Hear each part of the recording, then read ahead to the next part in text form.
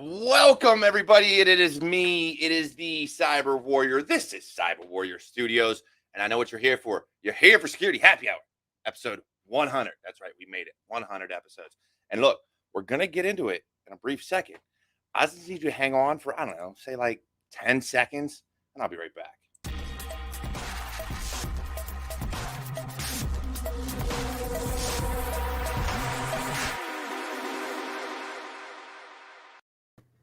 And I'm back. And look, So, with me today, because Eric is otherwise indisposed, he's got some things going on. I have a surprise co-host that is the one, the only Makeshift. It is amazing to have him here. And as I said, this is episode 100. So we have a lot of big things planned. I have right now backstage 1, 2, 3, 4, 5, 6, 7 people. And oh my goodness. So the first thing I'm going to do though is I'm going to bring on all these mentees. I'm not starting with you mentors, all right? You folks can hang out backstage for a little bit. The mentees are going to come on because that's who the stars they're the stars of the show. So they're going to steal the show. So, first and foremost, let's bring them on. With us today, and I believe I have like 1 or 2 more joining us sometime within this 2 hours. But as of right now, I have with me Liana McCree, Katora Williams, Celeste Ramirez, and Sarah Melville. All, I just realized it's all women. Where's my brothers at? God. We're a little outnumbered here. It's usually but no, this is amazing. And I love it. So first and foremost, I want to ask Liana, what caught your interest in coming on this show? Was it just Dr. Reg hanging out with you and being your mentor? What was it? No, it's a little bit of everything, to be completely honest. I appreciate the fact that this is a mentee run show with the mentors chilling in the background. But like I said before in my last talk at DEF CON, it's all about community. And what better way to spend my Friday night than to hang with y'all and talk about our mentors and get it for the folks that's behind us and the folks in front of us. I'm hyped, baby. Let's go. I love it. I love it. Katora, you're next. Sort of like what Liana said, I'm just out here to try and build community, get to know folks in the space. I'm new to the tech space. So this is a really exciting opportunity to kind of hear what other people are doing and figure out where I belong and what I can contribute. Definitely. Celeste. Hey, what's up, everybody? Yeah, I just teamed up with Meryl actually recently, who's amazing. I followed her for a long time, but we recently partnered up with the mentor official mentee stuff, and she's just been the bomb. It's just been wonderful. We have a great rapport. I think I've tried a mentor thing a couple of times with a couple of different people, but it hasn't, exactly matched up until now. So I'm pretty excited about it. Not new to tech. I've been in the industry for a long time, but I am new to cyber and network security. So, hey guys. All right. And finally, Sarah Melville. Hi. So I have a weird journey into cyber. I was in fashion, design for many years. And I had met Stacy towards the end of my fashion career. And she, actually showed me that you don't have to have a tech background to get into cybersecurity. And so hence my journey into this. Now I'm a junior penetration tester, essentially. And, all thanks to Stacy. She's amazing. And her goal is always getting more women into cybersecurity. So it's just an amazing goal. And her company is incredible. And so yay. Definitely, she asked me to do it. Here I am. Yeah. And so I'm about to bring the mentors on because I've got Meryl screaming at me in the background. But I did want to say this.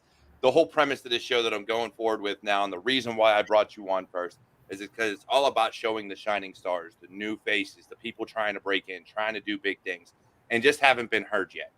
And I want everybody here right now, whether you're listening on podcast, watching this on YouTube, LinkedIn, Facebook, or whatever it is, these faces right here are the ones you need to know. You already know my mentors in the back. You know Mike Miller. You know Dr. Reg. You know Stacy Champagne and Meryl Vernon. These are the faces that you need to know. This is why it is important. So understand that. But now I am going to add in our favorite mentors. Mike Miller, Dr. Reg, Stacy Champagne, and Meryl Vernon. Wow, this is a big screen. I don't think I've ever had this many people on the screen at one time. We are maxed. Actually, this is. I've got 2 more coming eventually, so we'll see when they get here. They'll have to wait because they're late too. But it is great to have you all here. Now, I'm going to ask a different question. And this one first is going to go to Dr. Reg because we started with your mentees first. Now, I know you work for Temple King. It has been something you've been very passionate about for a while. What was it about when I reached out to you that had you reach out to Liana and Katora? Yeah, that's I actually had to think really long and hard about who I wanted to bring on here, right? Because I do have a couple of other mentees that are both traditional, as I like to say, right, in the academic setting and also outside. And I have a couple of reasons that I thought of Katora and Liana first. One is, of course, Katora is on the market. No pressure, Katora. Right? You're on the market. She's on the market. This basically means like, get out. I love you, but get out. Right? Hire me. Right? Like, love you. Gotta go. Sorry. And I want to give, her an opportunity to shine, exactly what you said. With Liana, it's been a different kind of relationship, right? Not the traditional. She's not in my class. She's not at Temple. But we've connected in so many different ways. And I'm going to let her talk about this because I don't want to steal her thunder. But I've listened to both of these women's stories. I have seen their experiences. In some ways I can connect because I'm a woman of color, right? So I have some things, but there's certain other things that are unique to them that I will never know, right? And so I thought long and hard, I'm like, it's time that we shine a light on these 2 ladies, really get them out there and let the world know about their stories, their experiences. Because as an educator, we don't talk about this enough, this mentor-mentee bond, and why it's so important to support the next generation. So I'm super excited. I'm actually honored. Congratulations on your 100th episode. Thank you for making us a part of this and for covering such an important topic. So that's why.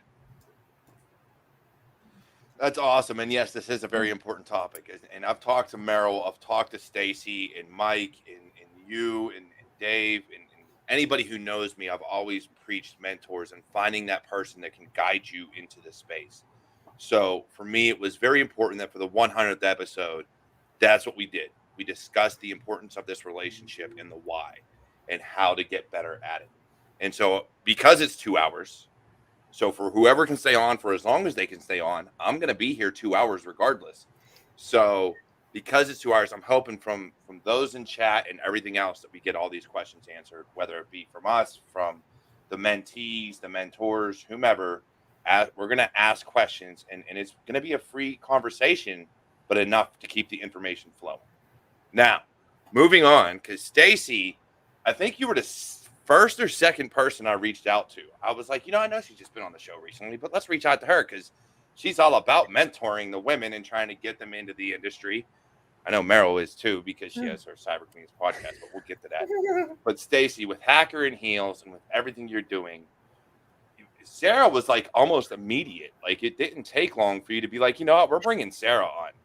So what sparked your interest in bringing Sarah on here? What made her that particular person? I can't hear you. Oh no. She can hear us. I'm telling you, it's StreamYard. Hey, don't yell at StreamYard. It's not StreamYard. Maybe. There we go. Okay. All right, I have to go with the AirPod setup tonight. Normally I have this really fancy mic, but because my AC broke, it's like a wind tunnel in here because I have like fans going and a portable AC unit and stuff. And I live in Arizona, so obviously everything's running at max capacity to try to keep me cool in here. But anyways, so Sarah was a very obvious choice because Sarah is our first Hacker in Heels success story. So Hacker in Heels is my organization where I help women launch and grow their six-figure cybersecurity careers. And I specifically really focus on women who are in other career fields that are complementary to being able to thrive in cybersecurity. And honestly, that's like really any career field, right? Like pretty much every career that you could do has transferable skills into some sort of facet of cybersecurity. So Sarah was part of our Changemakers program, the beta of it a couple years ago. Sarah went on to participate in our Security Plus study squad, and then she pursued a boot camp with New York University, NYU. And upon completing that program, I believe it was like literally a couple of weeks later, that's when she secured her first job in cybersecurity. So it was really like this awesome full circle moment. Definitely for Sarah and for me and for Hacker in Heels to show that our programs and our approach and everything, they work. We've successfully, worked Sarah into her first position, and we have quite a few more women participants in our programs that are also seeking out their first roles currently too. So what you're saying is you brought her on so you can brag about Hacker in Heels. Okay, got it. Look, we know you're a great organization. You didn't have to tell us. But no, that's awesome. And Sarah, we're definitely going to get more to that success story, and we want to hear more about it. But we got to keep moving along. Meryl, you're up next. We're going to get to Mike last because his mentee had work. God, how dare you have work and actually work for a living? I know. I know. Yeah, so I actually just got back into the formal mentoring game. I'd kind of been doing the informal thing. And for those of you who don't know, formal and informal mentoring is very, very different. Formal mentoring is a big time commitment on both parties' sides. And it's kind of like a social contract sort of thing. I've always believed in mentorship. Mentorship and VetSec is one of the reasons I can attribute my success to today. So I took on last week 4 new mentees, which is a little crazy of me, but I've got a great group of ladies, and I can't wait to help them get started. I thought of Celeste almost immediately because Celeste is in such a unique position in her experience. She's one of those people who has, a ton of network experience, networking and like the actual tech stack of things, but is looking to bridge into that cyber side. So I thought that would be a great journey. She's going to start her upskilling, and we're really starting her from kind of square zero. So I'm just going to try and make her a little mini me. And then my other mentee, two out of the 4, Krista, she might come on later. She's at a point where she is just kind of being, she's already her company's GRC SME, and they're just not really treating her like she is. And I'm like, this is bonkers. I know organizations who need your expertise, and we're just here to help get awareness and help them build personal and social brands and get the awareness out there. And then like the more we provide the value, I believe, the more the opportunities come. And that's how I've made my success. So that's why I thought of Celeste and Krista. Definitely. And Krista is in the background. She is backstage. I am going to be bringing her on. What I'm going to do is I'm going to let Mike talk because he did have a mentee that was supposed to be here. I am going to kick him out for a little bit so he can go get some food or something, because we are going to bring Krista on. And I know other people got to leave, so we will be bringing him back. But Mike, you do so much, and you were just on the show recently. And Will Broom was who you were going to bring on. What about him that you want other people to know was the reason why you reached out to him? Yeah, no problem. First, thanks for having me on, and I love seeing all these faces here. This is fantastic.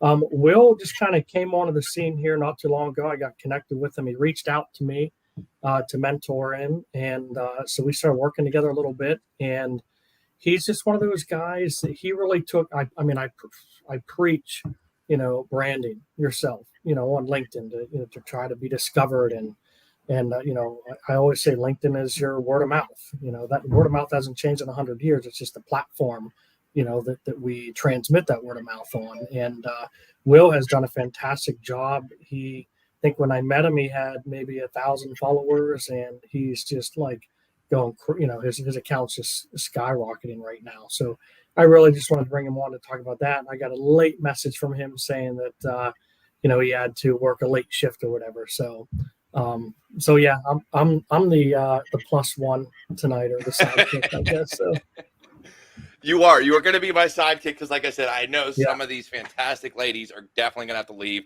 They already told me, so we're going to keep it rolling no matter what. Whoever can stay on the full 2 hours, I'm here for it. That's what I'm here for. But I'm gonna send you to the back, Mike, because I definitely want to hear more from you. But we got to bring Chris on because Meryl invited a second mentee on, and I got to hear from Krista. So let's hear from her. See you guys.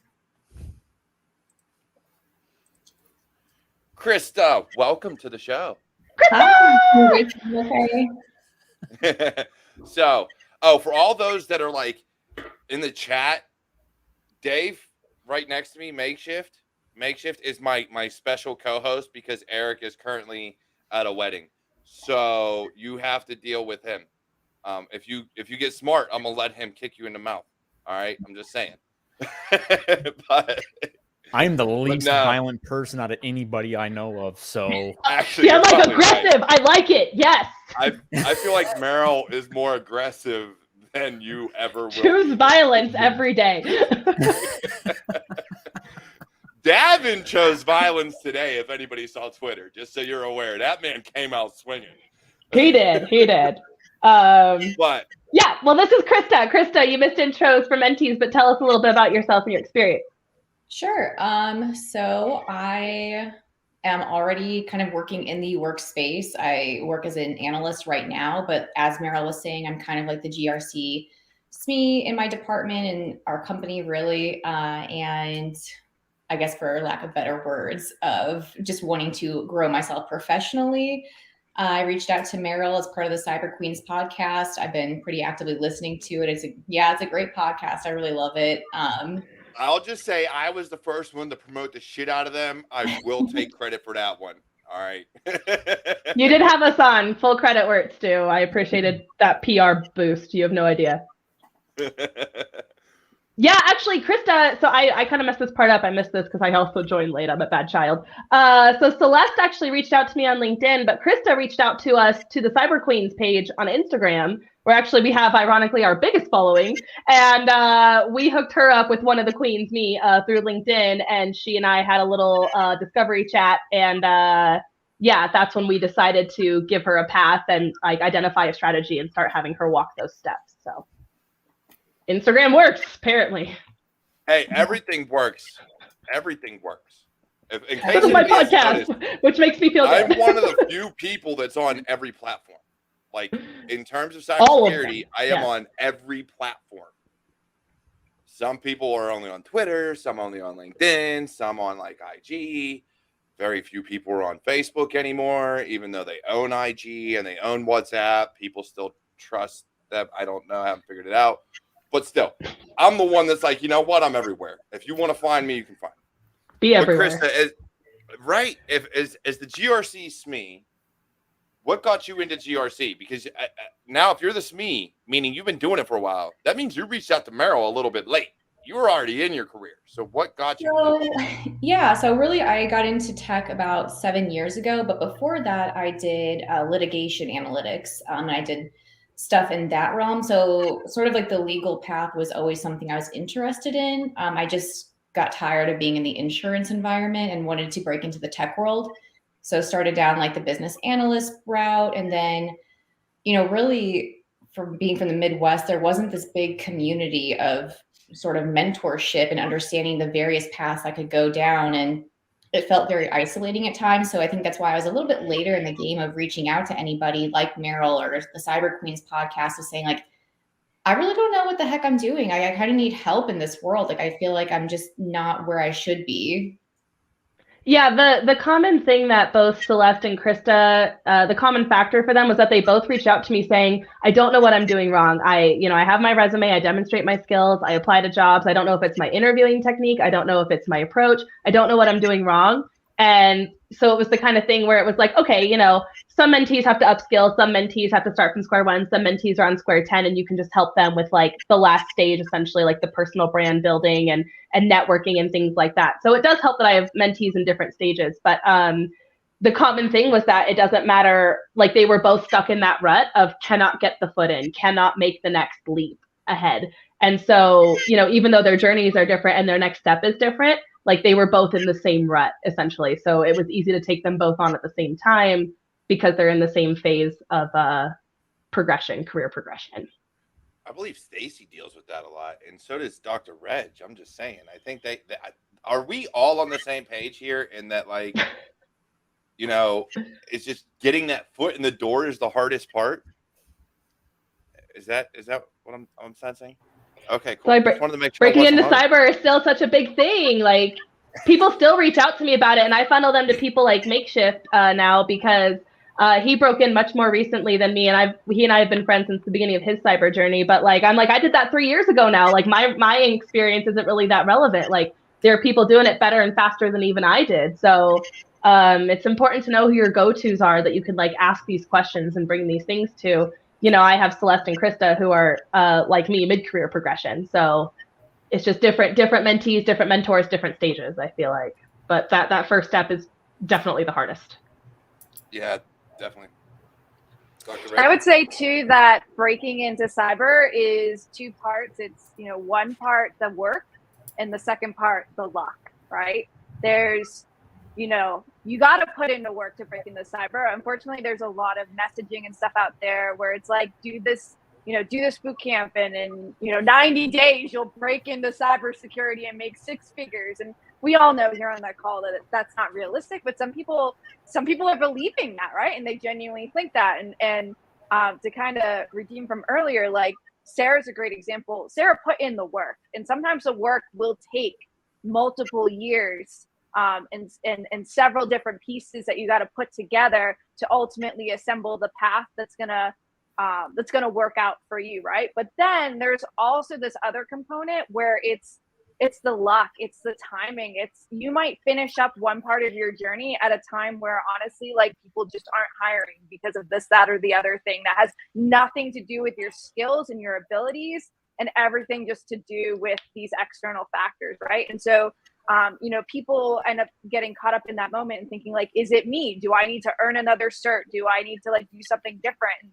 And to a point, sometimes it is good to do a little trial and error and brush up your resume and maybe see where you can expand your skills.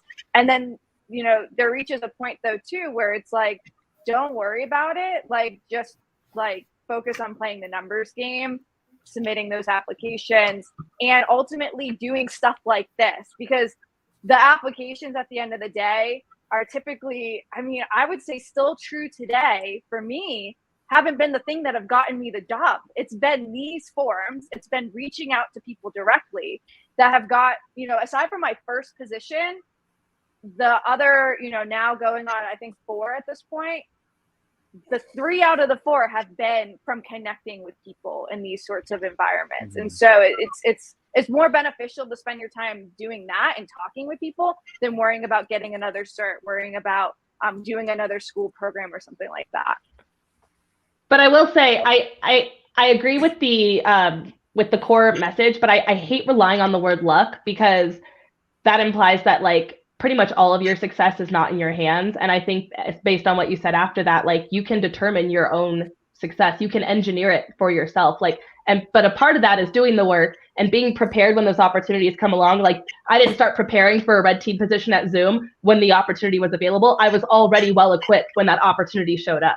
So like you don't start preparation the second the thing that you want shows up. You need to be ready well ahead of time so that you're engineering that luck for yourself. And it's not like it's not a total crapshoot, and it's not a blank throwing an application to an abyss type of numbers game.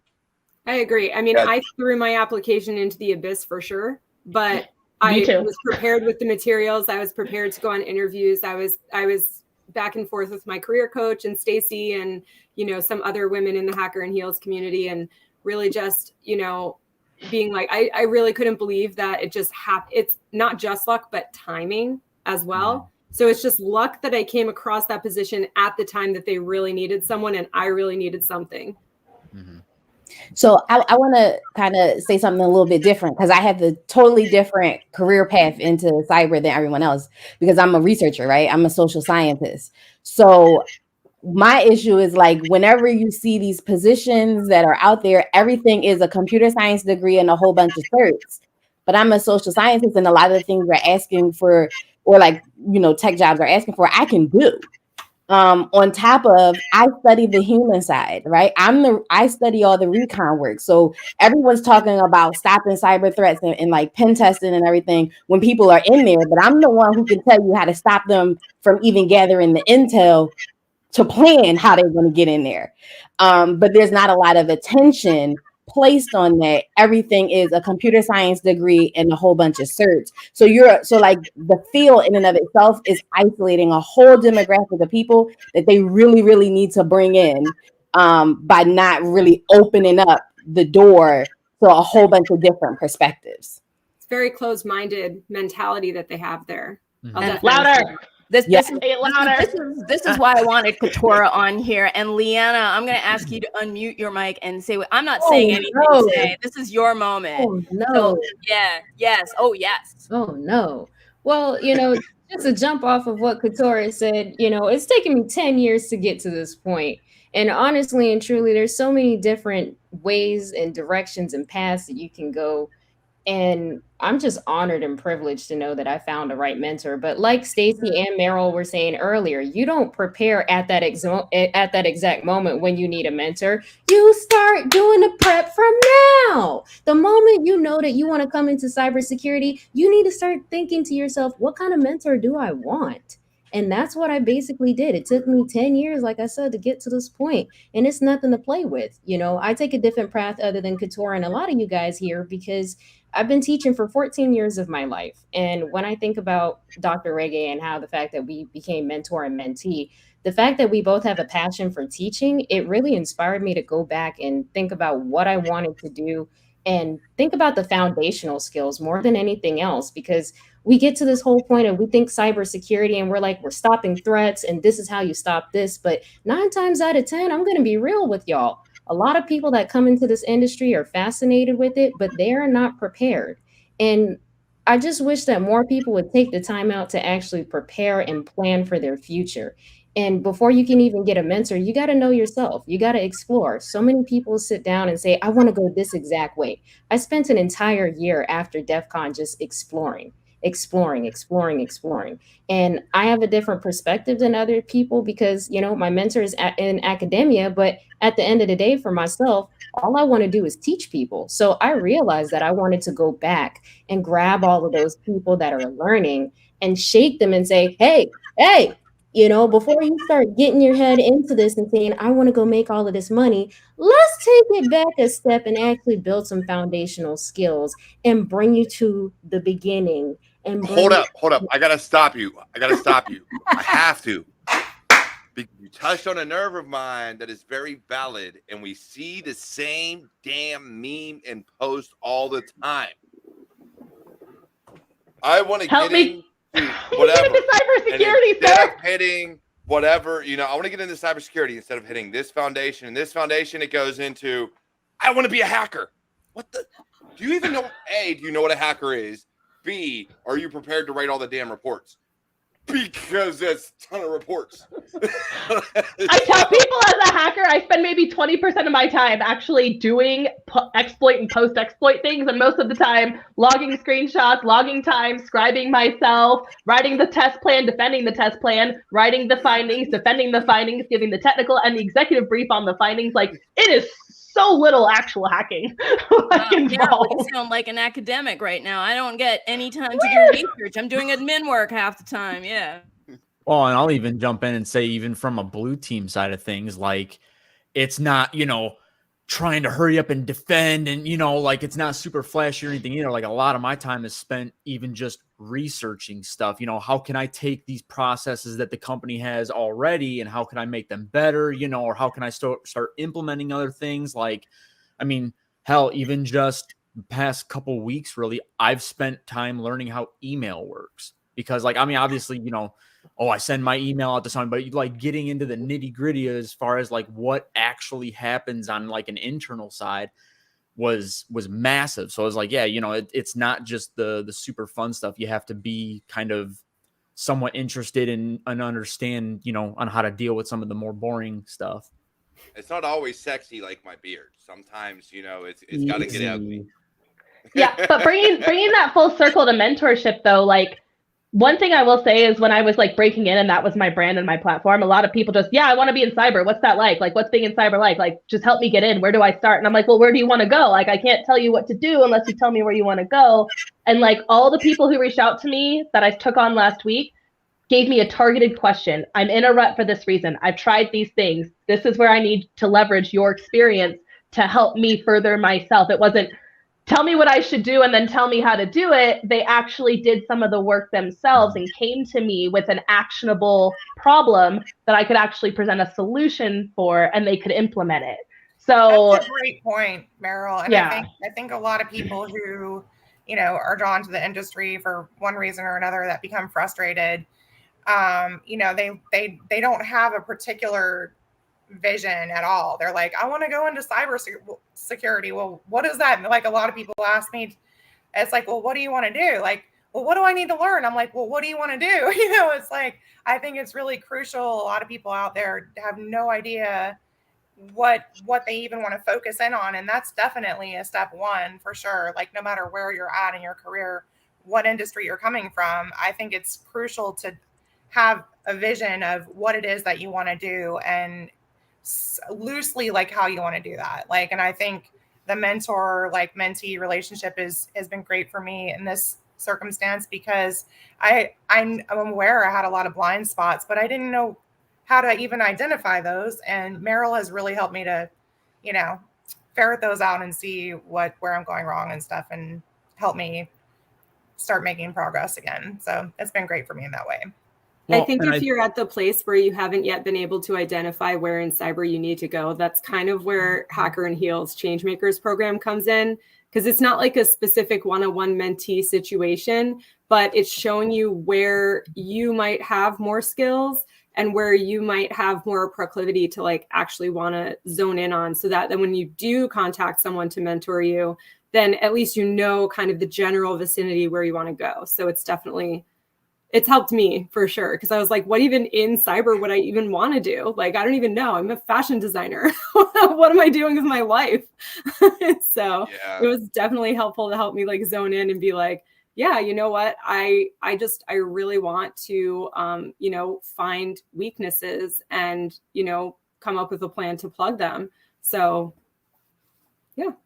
Well, and I think too, and at least this is kind of my viewpoint on it, is it's almost like a level of initiation. Like when we tell somebody that they come to you and they're like, oh, I want to do cybersecurity. Like, what do I do? And they're looking for you to give them the answers. And it's like a lot of the stuff, whether you're blue, purple, red, coding, whatever, like you have to do the research on your own.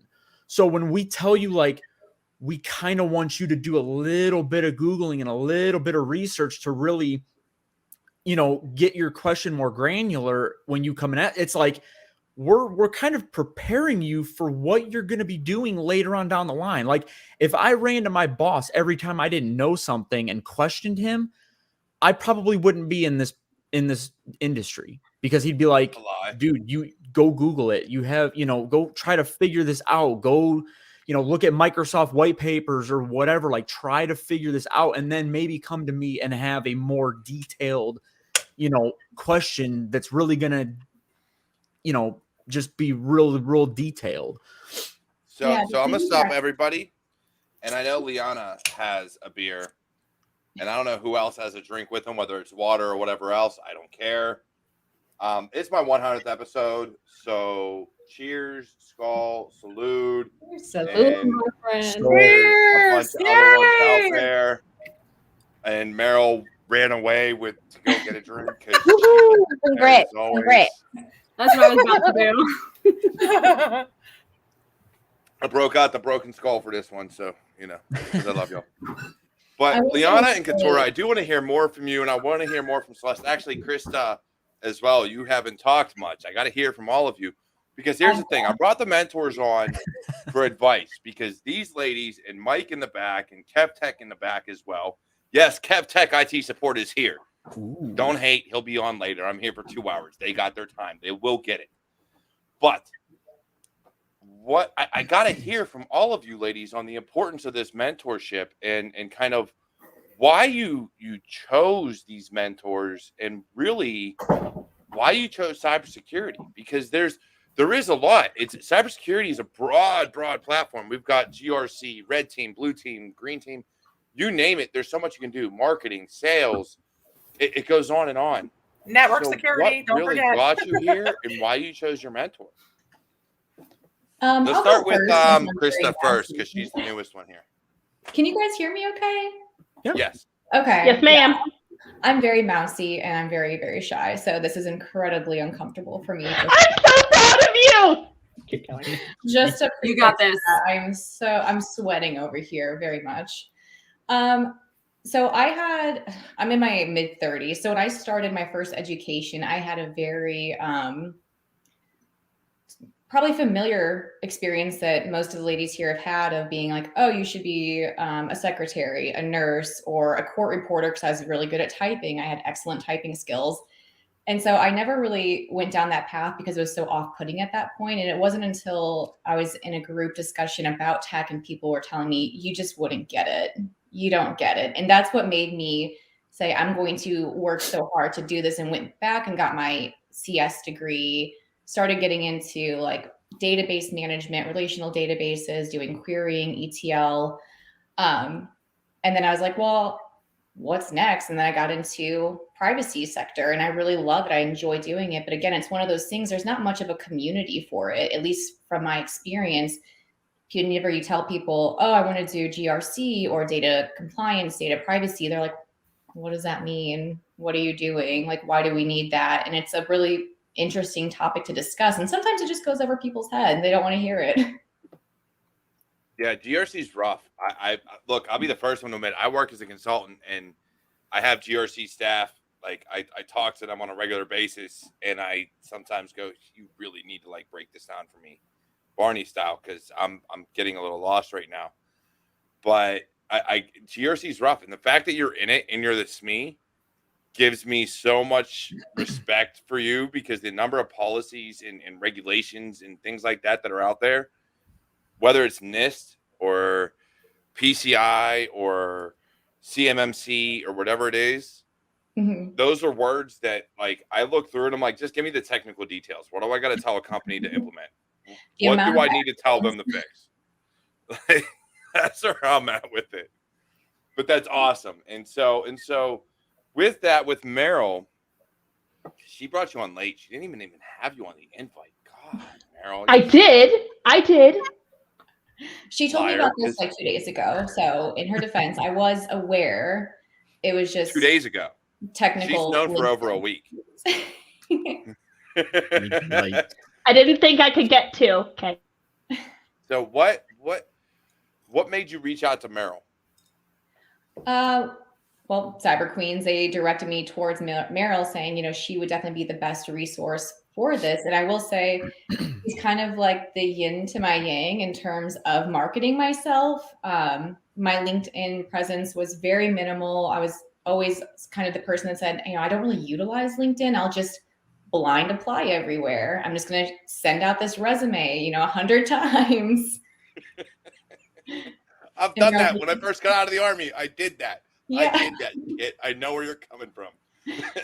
And Meryl virtually, slapped me. She's like, no, we're not doing this. She's like, you need to really be proactive and advocate for yourself. And I would say that's probably the thing that I lacked the most, was being able to market and really advocate for myself. Like I said, I'm very kind of mousy and shy, where I'll just kind of be like, okay, I'll do that. That's nice. I can do this.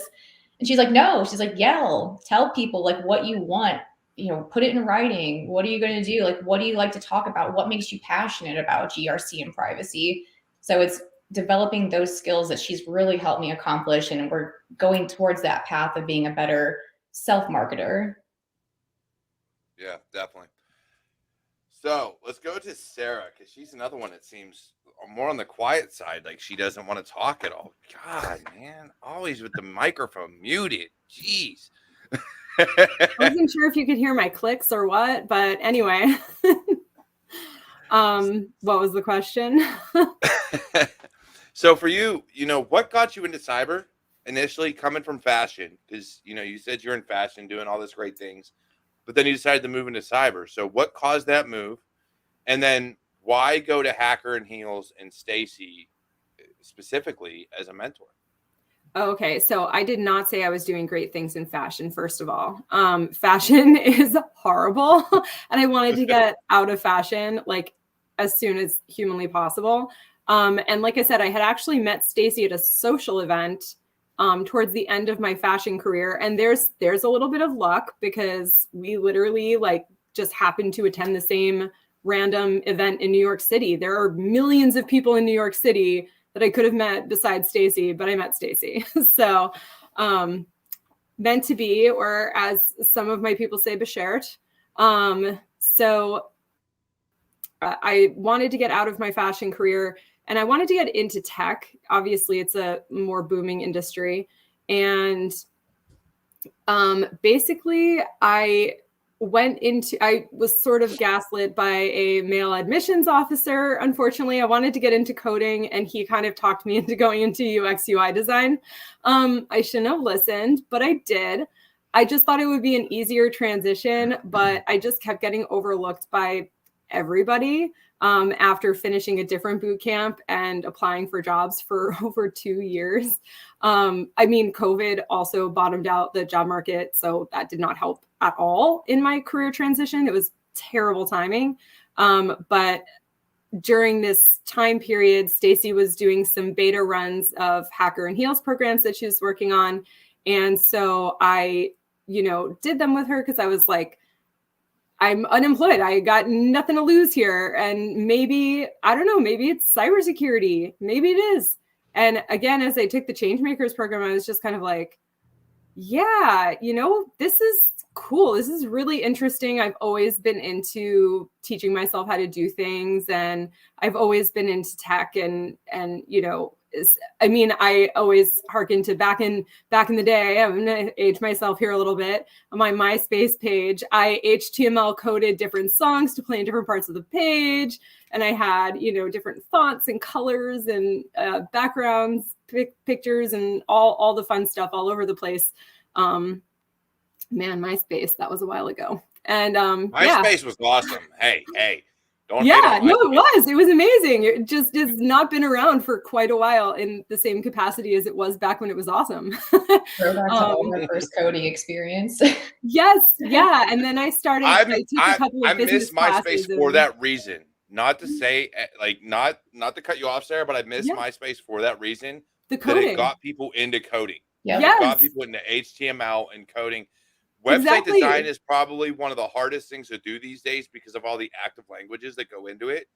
But back then, dude, you could learn HTML just by saying, you know what, I want a fun MySpace page. Let's build all this into it. And Google wasn't as big of a thing. So you had to work that much harder to get the information, and also dial up internet, and everything was slow.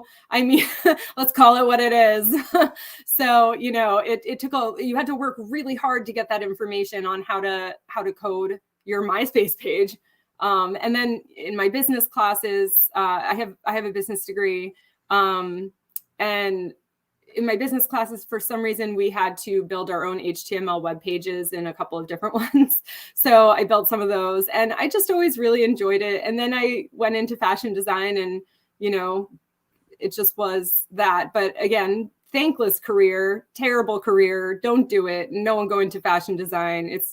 But yeah, I mean, I'm very creative, and it just kind of showed me that there's a lot of creativity within cybersecurity, and there's room for making your own way how to do something, even with which scans you choose to run and how you choose to run them, which ports you limit things to when you're searching, and trying to figure out what's open and what's closed, and there's creativity everywhere. So it's nice to be able to use that. But yeah, there's a lot of report writing. You're not wrong about that.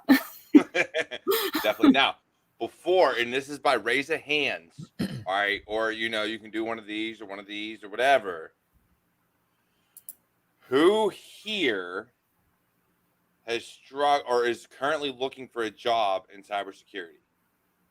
We got one, we got two, all right, and three, and the other two already have their original jobs, or they just getting into work. So that's awesome. The fact that Liana and Sarah both already have started.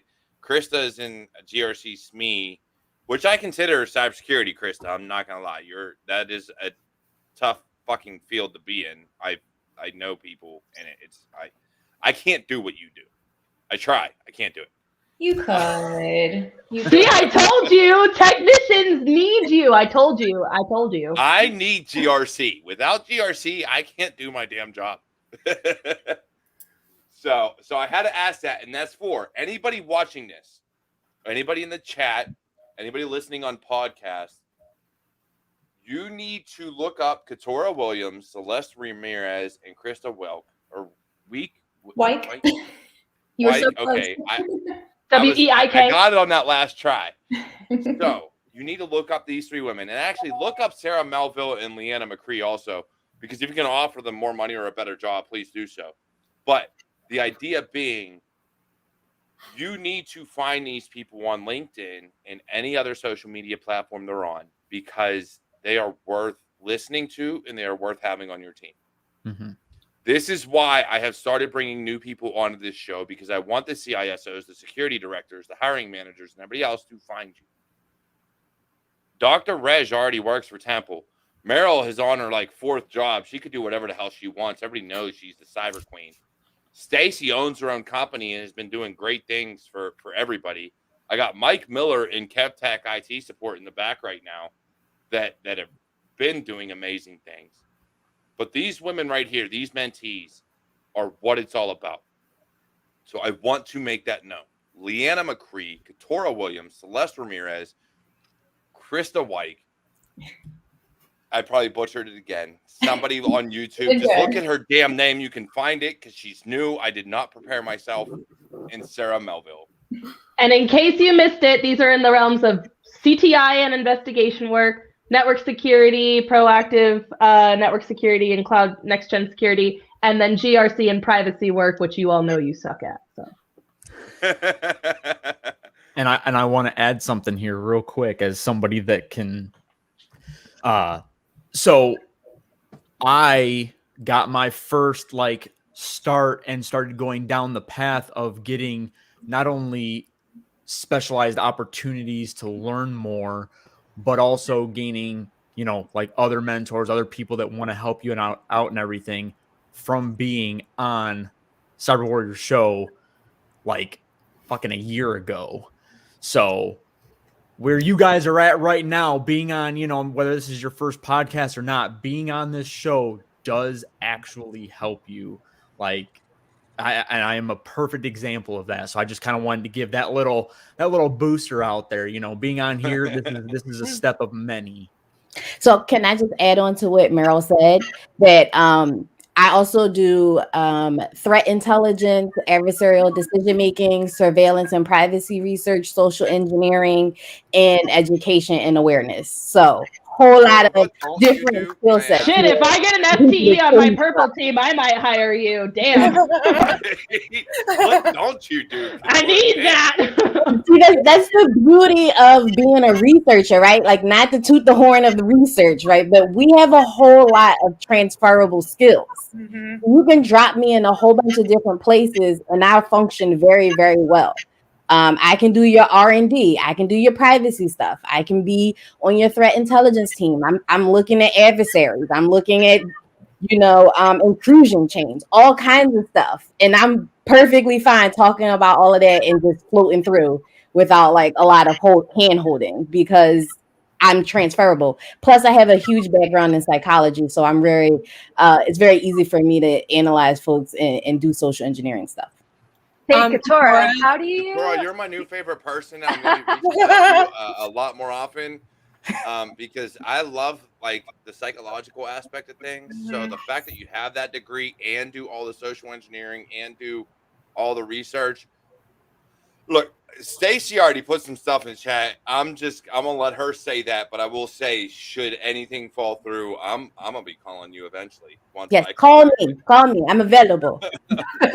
See, you need to hire these women and pay them well, or they will leave for people who will.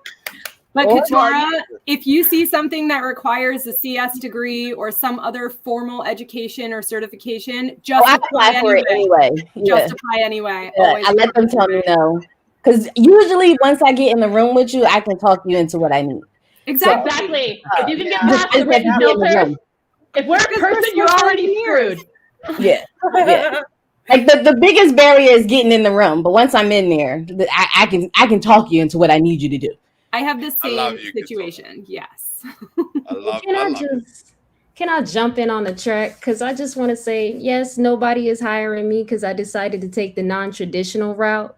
And instead of going back into the workforce, I decided to take a step back and try to educate the people that are behind me so that all of us together can go forward and have a level of foundation. Listen, if you haven't heard, I got a survey that's out. I want to talk to some of the people that failed Security Plus. I want to talk to people, and I'm working with people who failed. Because you know what? I just want to stop and put on the track for a second. And let's just put a one time for all the people in cybersecurity who thought that they failed, who thought that this industry wasn't for them, and that have found their way in cybersecurity. Listen, one time for y'all indeed, because I have been there. Cheers. I failed the shit out of my Security Plus and my CEH. Let me tell you, hold I failed the shit out of those exams. Real quick, for all the ladies on screen, for Makeshift, Mike Miller, and Kev taking it back, let me just say this, and I did put it out on a different show. We're not going to get into which one because Kev will make me drink if I say it, but on a different show, I failed my CCNA 3 times before I passed it the 4th time. Oh my God, me too. once and passed it the 2nd time. I failed my MCSE for Windows Enterprise Server Microsoft Server 08 Enterprise certification twice and never retook it. That is the only actual certification that I failed and never attempted to pass again. Mm-hmm. The only one. I failed Sec Plus the first time, and I failed my CEH twice before I passed it. I failed Security Plus twice, and if y'all could have been a fly on the wall to see them boo-hoo tears that I did. I took the test the day before my birthday. Look, happy birthday to me. No. First attempt in learning. That is all fail means. So, for anybody out there that is trying to break in, realize that you can do it. These ladies are a testament to that. Every single one of them on screen. Makeshift is a testament to that. Mike Miller, who is back there, is a testament to that. Everybody who got in through hard work, not through sitting there and blaming others, but by actually putting forth the effort, getting the education, whether it's free or paid for. Any education is education. You just need to know how to apply it. And these ladies are a testament to that. Well, after failing Security Plus twice, but not being that far off, I was like, I think I've reached a cap of what I could teach myself. So that's when I went to NYU's boot camp and decided to get those foundations, as Liana was talking about.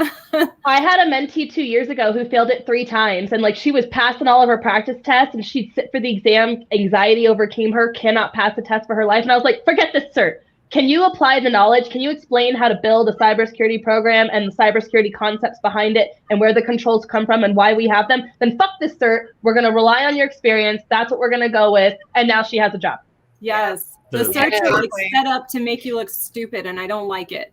Let me tell y'all real quick about that. I just want to get real close. If you see my eyeballs up in here, yeah. If you brand new to cybersecurity, remember this face. Listen, Just because you don't pass the test doesn't mean that you don't know. The test can only tell you so much. And remember, in real life, you will be able to count on your teammates and your boss. These PBQs ain't shit. And guess and what? Stack Overflow. Thank Which you. we all use on a daily basis. They in real life, like you garbage. Google everything. Thank you.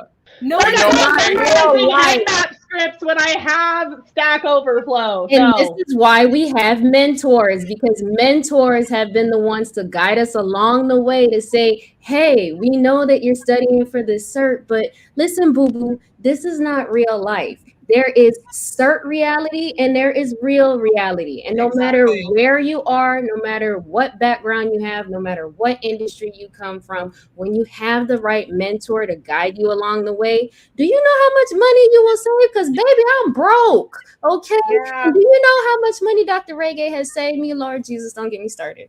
Thank God for having a wonderful, amazing mentor. Golly, I'll drink to that.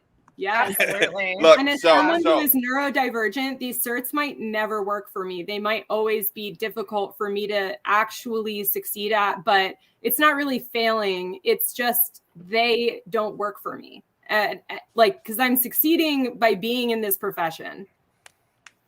And I just want to add too, real quick. Oh. Hold on, before you add too, I'm gonna remove myself, and because he has not been on yet, I'm gonna allow KevTech to come on, and then eventually I'm gonna kick Dave out or Makeshift, and we're gonna bring Mike Miller back on, and I'm gonna just let y'all go at it because y'all seem to have all the words. So give me I'm gonna remove myself and let KevTech come on, and y'all can have fun with the show for a little bit. I'll be right back though. Oh my God, we're in the driver's seat. Yeah. This is like the dumbest thing he's ever done. What's up, guys? How you guys doing? Meryl, oh my God. So what I was going to add a moment ago is just, and some of you all touched upon it, was just this idea that there are other things that you can do to demonstrate your ability and your expertise beyond a cert. Some of the things that I coach on are, starting up your own blog and just writing about your security journey as you're learning things. Like, pick a topic that you learned that week and do a little post about it, explaining what you understand of it, how you would see it applied in a workplace, stuff like that.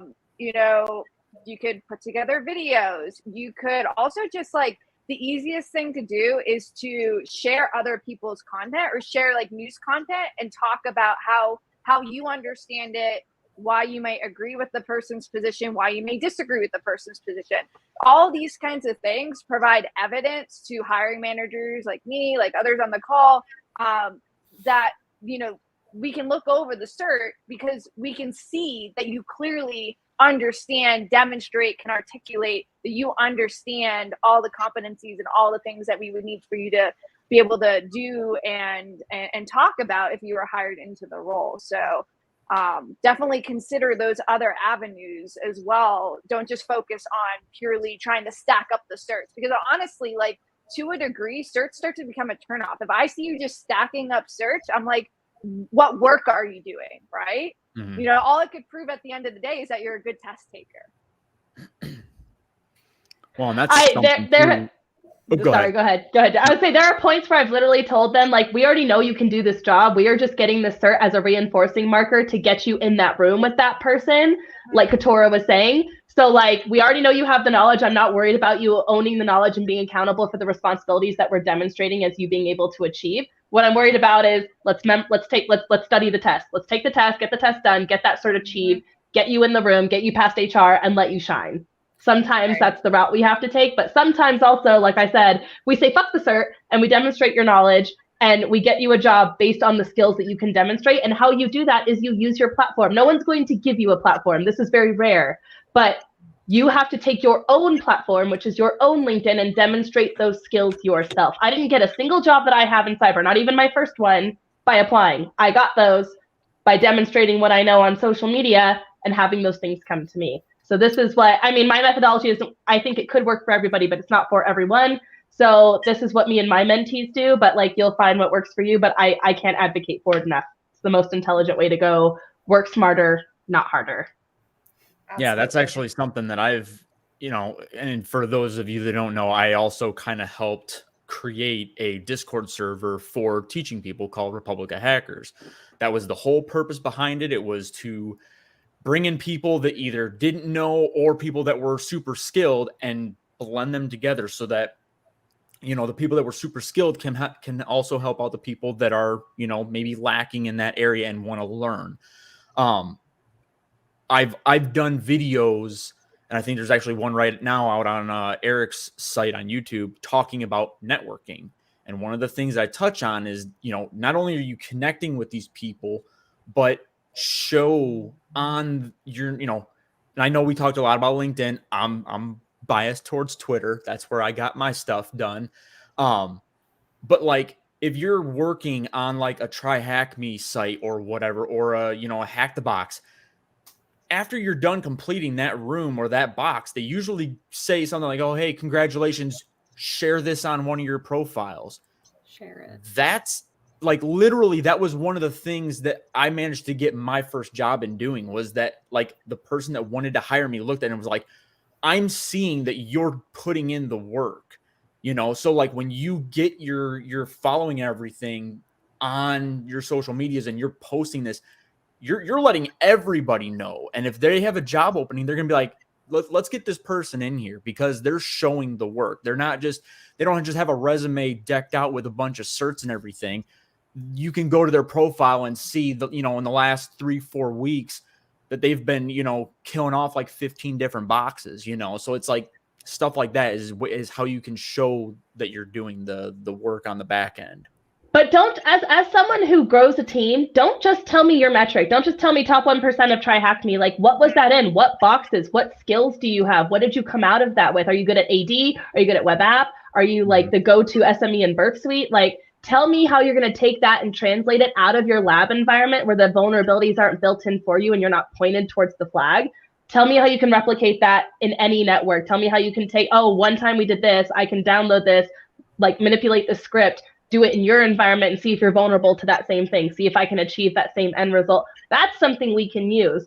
Don't just tell me you can pwn a gamified learning platform. By the way, I've never done a single Try Hack Me box. Don't come at me in the comments. But I mean, I just want to know that those skills are translatable. I have taken boot camps where we do things in a CTF style in a lab environment. But then I took that and I applied it to my real job, to my real network. I'm going to be a little selfish and jump in here right now because I know Katora has to jet at 7:15, so I want to make sure she gets some airtime before she goes. I wanted to make sure she can talk about her skills. She is going on the market. So Katora, I'm sorry, you're it. You put me on the spot. Okay, what do you want me to say? Like I don't know. Give me a question. Like this is a terrible. Why should we hire you? Why are you the best? Go. So aside from me being just a really dope person, who you would enjoy spending time with, I tell really good jokes. No, seriously. Like I said, I have a psychology background. I am well versed in human behavior, and I spend a lot of time around social engineers. So I learned a lot about the tricks and the trades of hacker behavior and like how to break into systems. Like so much of what you hear is about what to do once they get in there, and no one ever talks about all of the recon and the steps beforehand. Right. Hire me because you need to know about all the recon and the steps beforehand. I help you fortify your system. Okay, everyone talks about it when they're in there, but I'm keeping them from even getting the research done. That's hard. Outside of that, if you need education, you need outreach. I've been a part of social engineering competitions as a judge and a creator, along with Dr. Reggae. I've been on a ton of research grants. I've helped put together social engineering activities that have taken place on Temple University's campus with Dr. Reggae. I've done the research on the background and looked at how effective they were. Right. Right now, I'm studying lateral surveillance and why people just don't mind their business on social media. So you need a privacy analyst. You need somebody who can talk to you about that kind of stuff. Here I am. I'm not a jack of all trades, but I am a jack of a couple of them. And like I said, you can drop me in a whole bunch of different environments and I'll thrive. Intrusion chains, well-versed, adversarial decision-making. I do quant analysis, qualitative analysis. But I need to make it clear that I'm a social scientist that studies cyber. And there needs to be a pathway for us to get in there, and it just doesn't exist yet.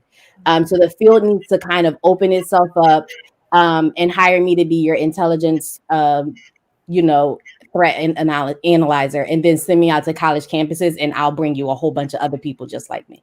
Stacy does insider threat. Well, Stacy, let's talk. Oh yeah, I mean, all these Katora, people are definitely gonna have to compete with me. I start my new role leading a team in about 2 weeks. I do insider threat, and yeah, I mean it's a perfect, amazing fit. Like just the right energy, just the right interests and skill sets and everything. You would thrive on an insider threat team, and so many companies are realizing more and more that they need to be building out these teams, and they need people who aren't of a traditional tech background to build out these teams, because the people who are the insider threats are not necessarily the traditional background people within a company. I have to jet. I gotta get off to Brazilian Jiu-Jitsu training. It was so great to hang out with everybody. Sarah, you're gonna crush it even without me here. And if you want to connect, feel free to reach out to me on LinkedIn, and you can also find me through Hacker and Heels. Hacker and Heels is on Instagram. Also, just hackerandheels.com. Check it out. Consider joining our community. Appreciate it. Thank you, Stacey, everyone. Go kick ass, literally. Again, Katora, I know you literally kick someone's ass. Please. I love you both. Thank you for joining us. Bye. I want to hear from some of the mentees, and this is a question I have as a mentor, because we're constantly refining our approach, right? I kind of want you all to go around. What was one of the first things your mentor had you do, or that you guys evaluated? Like, what was one of the first things you guys discussed, and like those actionable steps that you took in your mentee journey? Go. I'm just going to jump in on this, because the very first thing that Dr. Reggae and I, yes, it's Reggae, not Reggae. Sorry, I just had to put some respect on Dr. Reggae name. But the first thing that Dr. Reggae and I sat down and did is we got down together and thought about all of the transferable skills that I had and how I could bring that to cybersecurity. And the biggest skill that she identified was my passion to teach. No matter what I do, no matter what part of the industry I go to, she just immediately knew, like I said before, I've been teaching for the past 14 years. She's like, you're just meant to teach.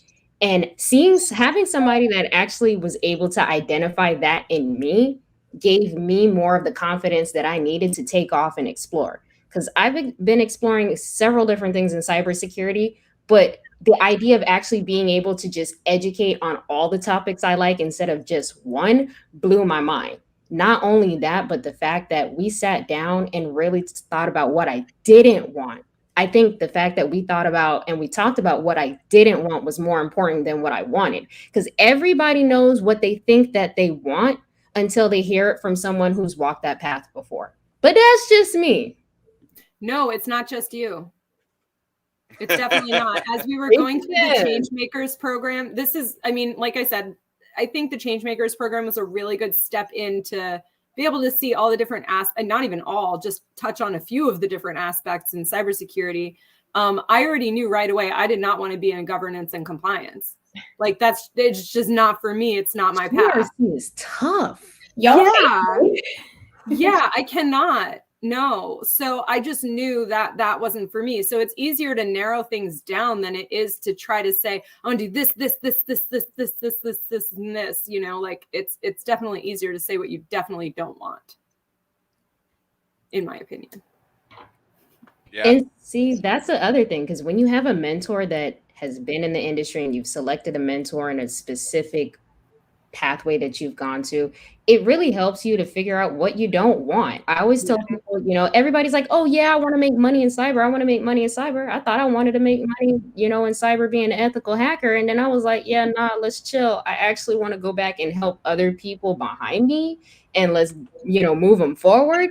I realized I have more value and more passion in that. So, a lot of what we don't want, that's what we need to be talking about, not only with mentors, but mentees, and mentors should be considering, what the mentees don't want and the reasoning behind it. Because we always say that we want all these different things, but how many times has your mentor turned around and actually asked you why you feel the way that you do? because Dr. Reagan and I, she's like a thorn in my side when she asks me why I want to do something or why I don't want to do it.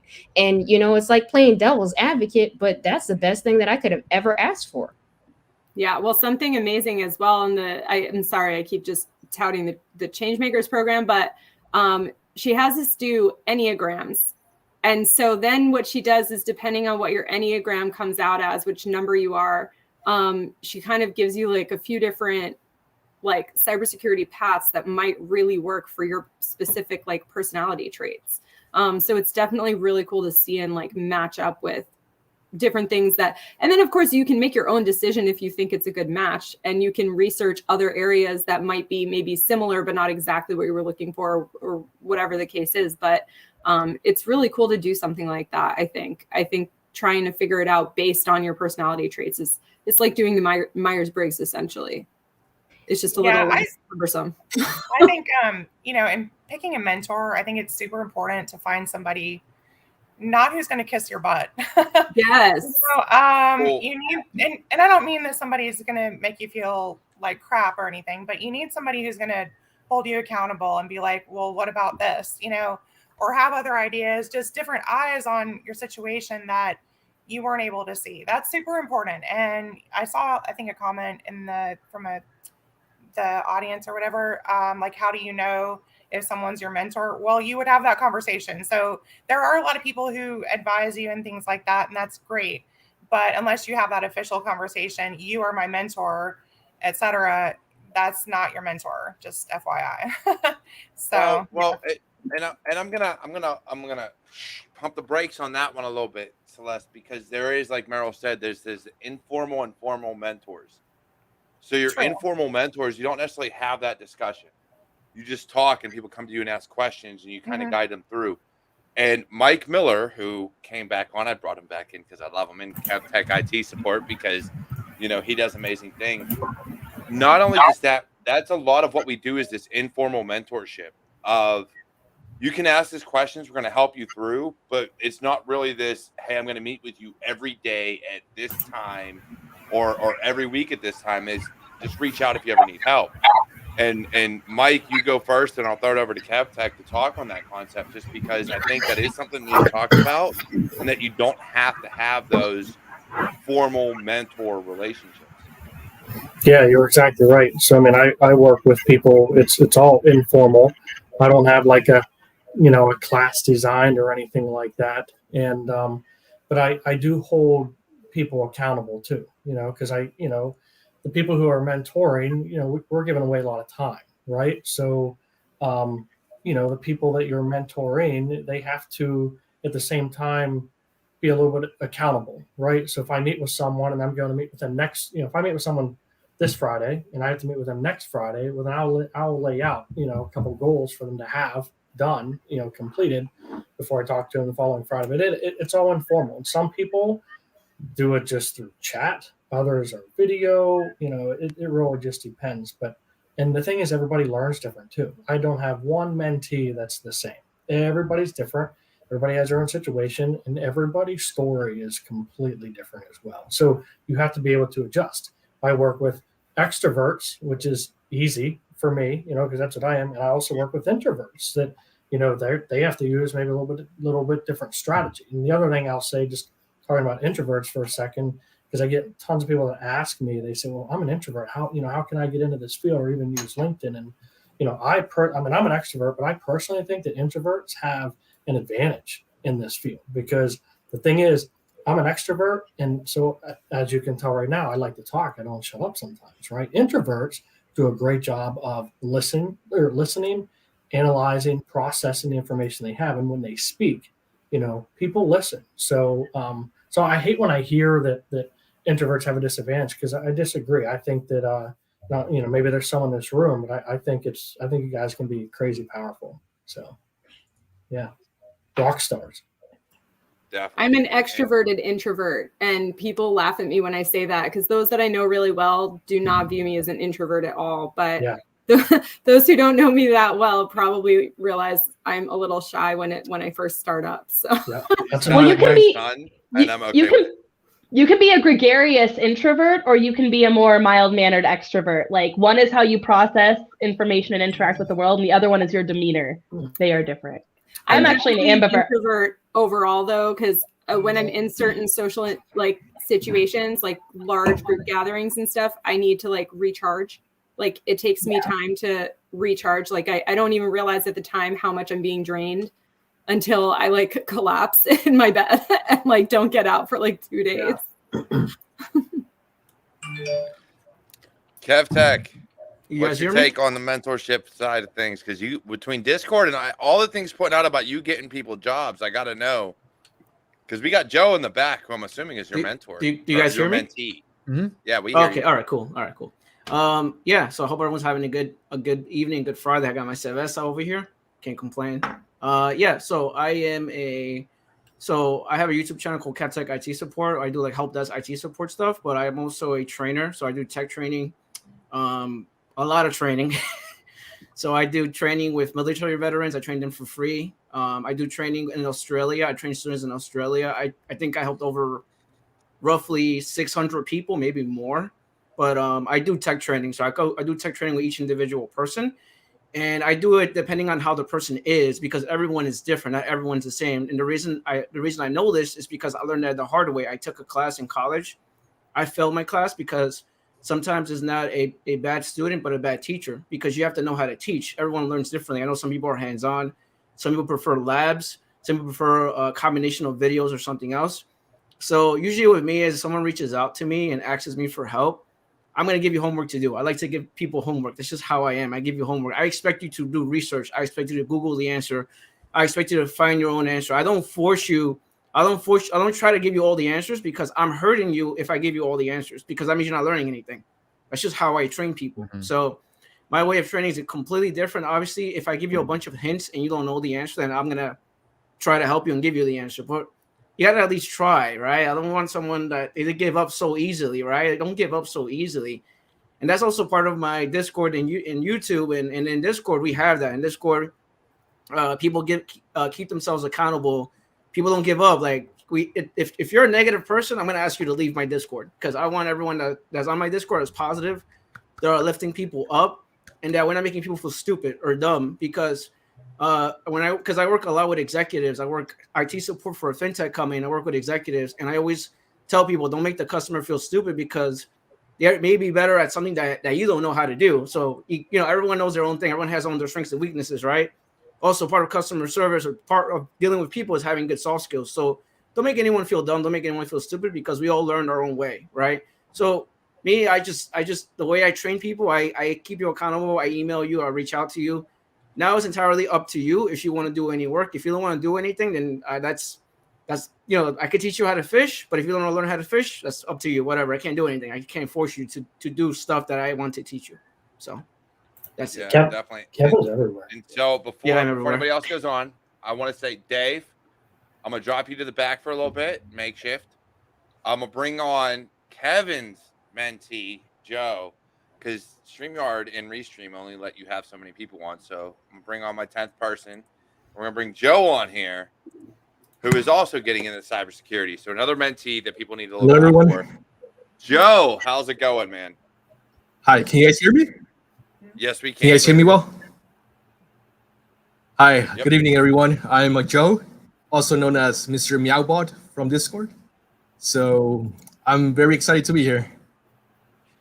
That's awesome. And it's good to have you here. And it brings someone new into this. So, Joe, as we're getting into this, we've had, Dr. Reggae and Liana and Krista and KevTech and Celeste and Sarah and Meryl and Mike tell their stories and how they're helping people and what they're doing to break into the field if they're not already in. Joe, what is your story as far as cybersecurity and what you're doing now? My story, it's kind of funny because I got into cybersecurity because I almost got spearphished.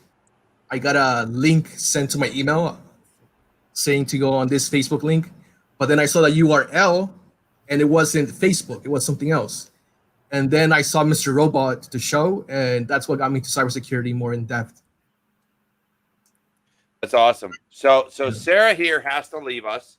I love Sarah. Thank you for joining us today. Sarah, before you go, please Thanks let people know why they should look out for you and what you're going to be able to bring to the industry beyond what you already have. Well, creativity. Also, how many female penetration testers are there?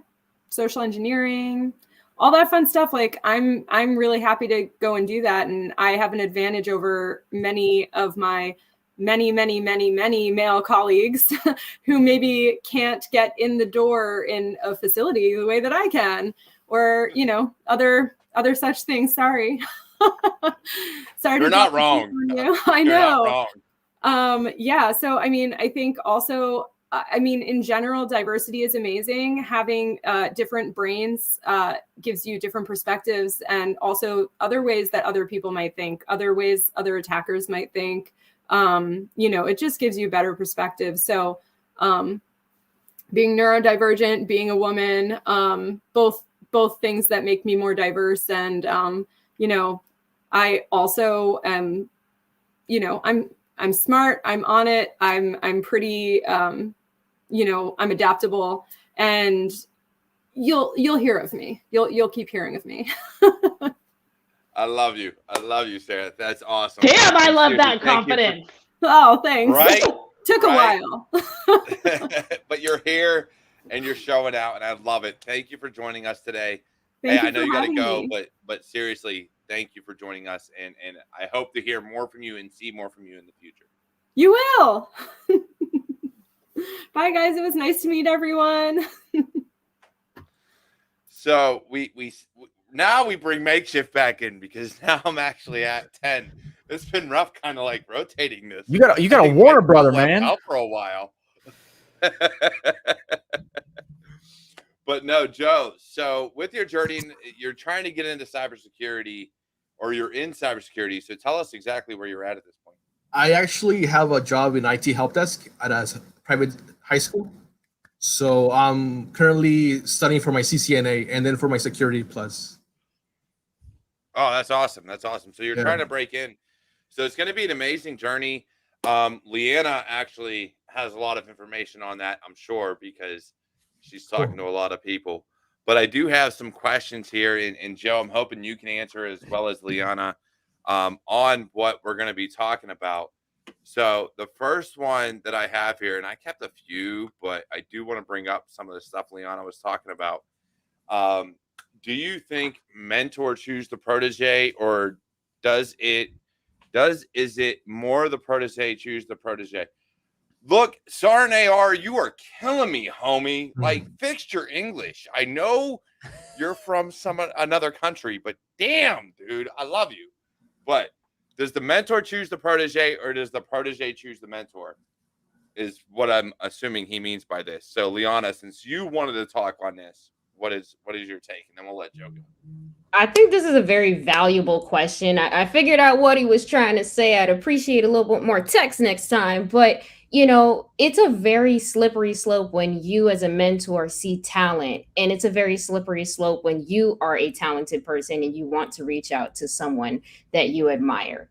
You know, there's a whole background where people tell you to never date or never meet your heroes. But I honestly think that it's a more organic route that you can take when you are a mentor trying to seek a mentee, especially when you can actually sit down and explain to that mentor why you're considering reaching out to them and seeing what type of relationship that you can have. Because at the end of the day, we hear all about mentorship, y'all, but the best type of mentorship is when it's a two-way street.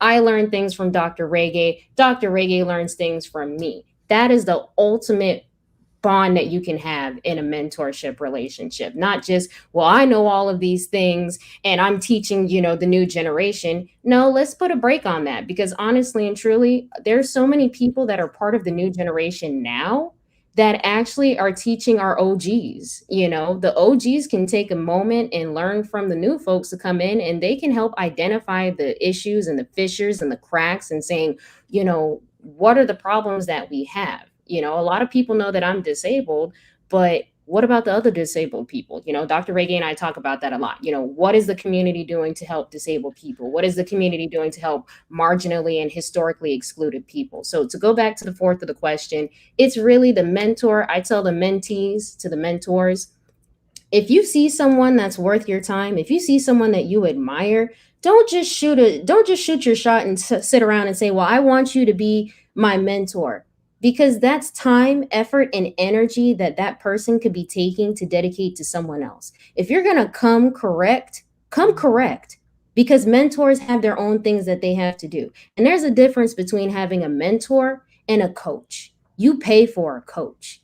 What you wish for is to have a relationship between a mentor and a mentee be where everyone can teach each other. It's not always that way. And you have to know what you're looking for. So you need to prepare ahead of time. I'll spin it to anybody else in regards to Liana, before I give it to Joe because he's new here, I just want to say, from everything you've brought to me, I had no clue you were disabled.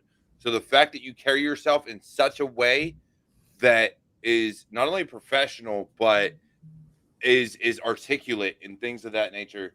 Look, no one ever needs to know that you're disabled.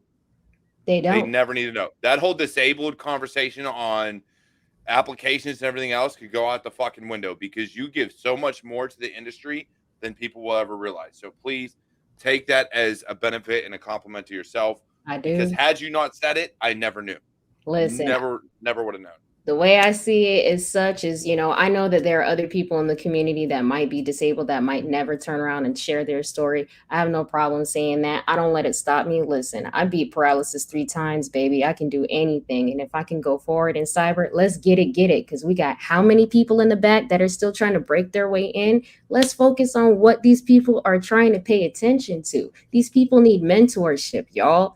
They don't need us sitting up here bringing down the door. They really want to hear what we have to say. So if people are sitting down asking questions, listen, I'm looking at a question right here. Somebody's saying that, so now my mentors are considered informal mentors. To get a formal mentor, I need to find those that I want to consider, contact them, and arrange for a meeting to decide if we're good for each other.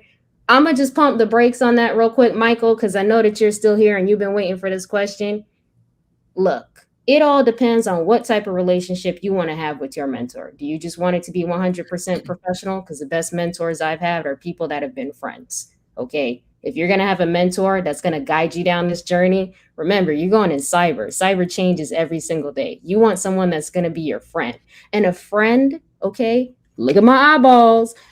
A friend is going to tell you when you shouldn't do something, and a friend is going to tell you what you really don't want to hear. So don't worry about, oh, well, this person has this credential and this and this. Do you want to be friends with that person for the next 5 years of your life?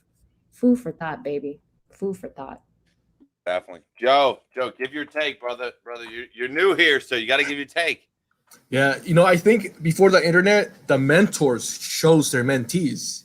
But now with the internet, the mentees chose their mentors. That's what happened with me with KevTech. So I watch his videos, join his Discord group, and now I'm here. That's awesome. So like KevTech, I reached out to KevTech because he had been on before. I wanted someone that I knew mentored others. And he said, you were into cybersecurity, which is something that, look, I'll be honest, I'm in his Discord. I've got 13 people that want my notifications of his, 10 million people that he has in his Discord and everywhere else. So, it was one of those things where it was like, all right, cool. So what brought you to KevTech? Back in 2020, when quarantine happened, I got laid off of my job at Disney as a restaurant worker, and I decided it was time to change careers. So for something more stable. So I decided to first start with help desk role and then work my way up. Because I originally was going to college for computer science, but then I dropped out. But I know I wanted to do something with technology. Yeah, I believe it. I believe it. So we got, so many questions here, man. People's names ain't going to be showing for a while. So in response to Liana's, I'm going to let Krista handle this one. So now my mentors are considered informal mentors. To get a formal mentor, I find those I want to consider, contact them, and arrange for a meeting to decide if we are good for each other. Krista, chime in on this one. Hold on. Let me try to. working this question out in my head here. To get a formal mentor, I find those I want to consider contact them. Is that the question? To find a So mentor? basically the difference between informal and formal. And me and Meryl have had this discussion because Meryl reached out to me and was like, "Do you have any mentees?" Mm-hmm. And me personally, I don't have anyone formally that I consider a mentee. I have people that reach out on occasion, like Makeshift, that did it years ago. Well, what we're looking at a year or two now, that had reached out, and me and him had talked a little bit. But nobody that I schedule meetings with and actually have these one-on-one conversations with. More so, they reach out on occasion, like, "Hey, can you help me out, or what advice can you give?" Versus the formal side of things of, "Hey, let's meet once a month. Let's meet and talk about your direction, where you're going to go." So I get where Michael's coming from, and I understand his standpoint. But what's your take on it? Yeah, I would say, at least like from my own experience, I just reached out, for someone who had similar drive as me, that I felt understood where I was coming from, and then just said, how do I get there? How do I form this communication, this bond with somebody that says, like, I need your guidance just as much as you can help give back to the community where you came from as well. We're all building upon these blocks with one another. So that was really my experience with it, and setting up, like you said, that one-on-one time. So it's not just more of these informal, casual conversations like, oh, maybe you should do this with your profile, or maybe you ought to try this route. It's more of like getting in-depth conversations with somebody on a continual basis. Yeah, definitely. So who did I lose? My screen just changed. I lost somebody. I don't know who I lost. 1, 2, 3. My screen just changed out of the clear blue. I don't know. Raise your hand if you're not here.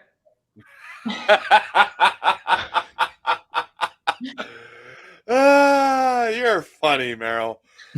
Yeah, it's weird. It's one of those things. It just changed, and I was like, "What the fuck?"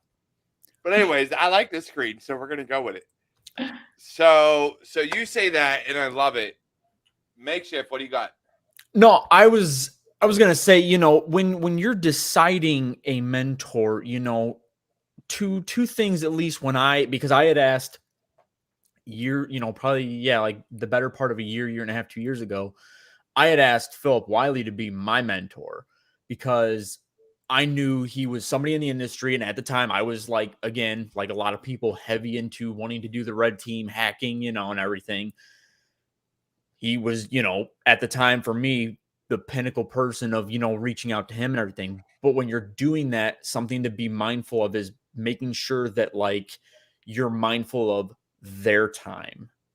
Don't try to like take the reins or whatever and be like, oh, can we meet at this time? It's like, no. Like when I reached out to him, I was like, I would really, really appreciate it if you could be my mentor on a time frame that works best for you. Like if it works for you, I will make it work for me because I'm the one seeking the help, but it's on your time frame.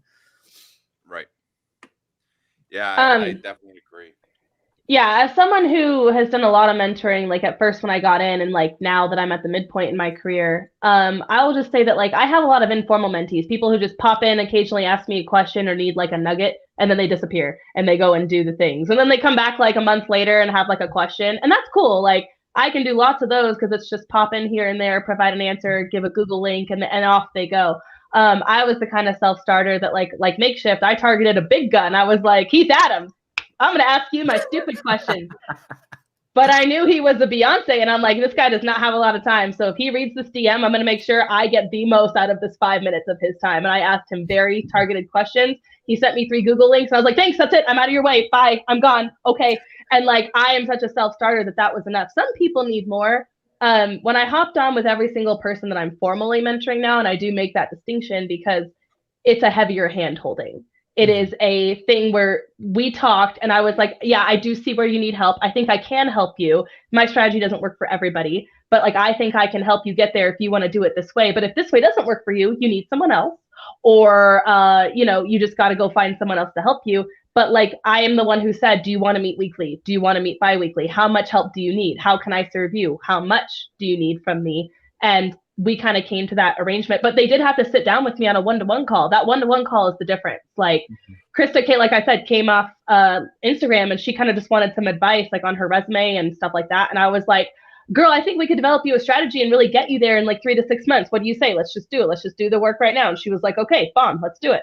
So it's going to be up to you. But yeah, if you want a formal mentor, like I said, it's a social contract. It's a lot of my time. I put a lot of time into my mentees. I expect them to do a lot of work. They have due outs every week. They have things they're supposed to do by the next week. And I use that as a barometer too. I'm like, do you actually do the things I tell you to do? Or am I designing a strategy you're not even going to fulfill? And, I like people who do the work. I like people who match my energy. So that's something my mentees and I have in common. And if you want a formal mentee, you need to do that exploratory work with each other, or you won't make it, like Liana said. So I just want to chime in. Just put up, Meryl, when I first started down this path, I reached out to Tim Medine. He said to go follow you on LinkedIn. So just so you're aware, Meryl, you have a lot of reach. I do. Well, a lot of my mentees came to me because they follow me on LinkedIn, and they're like, do you have time to help me? Will you help me? I'm like, sure, I have time. Let's do it. Or I'll be honest and be like, I'm so sorry, I'm really inundated right now, but if you ever have a question, I'm happy to give you that next piece and then come back with the next question. I just got to be honest with my time, or I'm underserving. I don't want to promise something I can't deliver. Yeah. So I do have another question here from Infinite and Probability AI, which is Sarin AR. I don't know why he changed his name, but homie did. He's a buddy of mine from the Army. I want to start out with Dr. Reggae, because she is amazing and I love her. And what is something you liked from your employer? What is something you would change when you become a mentor? So being that you're a mentor now, Dr. Reggae, what is something you have changed to kind of go through and do what you've done? Yeah, I think, for me, the biggest thing is it's been very lonely, right? It's and academia in and of itself is a very interesting field, and within that, you don't see a lot of scholars of color, right? So it's been very lonely. It's been very challenging. I've had to hear a lot of things, nonsense, like, oh, the reason why you got this grant was because you were a woman of color, right? Like flat out to my face, things like that have been said, right? Well, so I know what it's like. I know what it's like to go through this alone. I know what it's like to not know who to trust. Like, do you have someone that you can actually talk to that's really going to understand you? Right. And so I don't want other younger folks, especially women, right? Especially underrepresented communities, right? Women from these communities to feel that, because they're going to experience these things no matter what, right? So if I can, half the battle for me for mentoring someone is just listening and really just giving them their space and time and respecting that, right? So rather than just me talking about, well, this is how I mentor, I'm like, you tell me what you need, and I'm going to see if I even have the skill sets or the bandwidth or the expertise to come help you. And if I don't, this is what a good mentor is going to do. If I don't, I'm going to find somebody who does, right? Because it's not like Leanna is one person that I'm trying to help out. I'm not even in the technical space, but I'm here just to listen. Yeah, I was on the train yesterday heading home. I called her. I'm like, yo, you ready for tomorrow? She's like, yeah, let's do this. So I can just pick up the phone. Yo, she been all about it. Hold up. I will say this, Dr. Reggae. Before anybody else, Leanna was the first one to respond to my email and be like, yo, let's do this. Let's go, baby. Listen, come on, it's 100th Before episode. any Why would I mentor or mentee responded, she was the first one on it. Like, yo, what do you need? Get I got it. you, homie. Always. And so I will say that it is that I look for. So for me personally, when I look at who I'm going to talk to, who I'm going to interact with, Meryl always struck me as someone that was going to be upfront, honest, and just going to tell me I'm a piece of shit if I really was. But Leanna came out. I knew nothing about her. I didn't even realize I was following her. Like, I had started following her shit for a while on Twitter, and then Dr. Reggae was like, "Oh yeah, it's this person." I was like, Trap card activated. I got her already. What are you talking about? So for things like that, and the things that KevTech and Mike and Celeste and Krista and all these people are doing, it blows my mind because nobody sees or hears you, or not enough people. Yeah, and I'll there's be two honest. other things, right? There's two other things that I want to really point out, and then I'm going to go back on mute because this is about the mentees, right?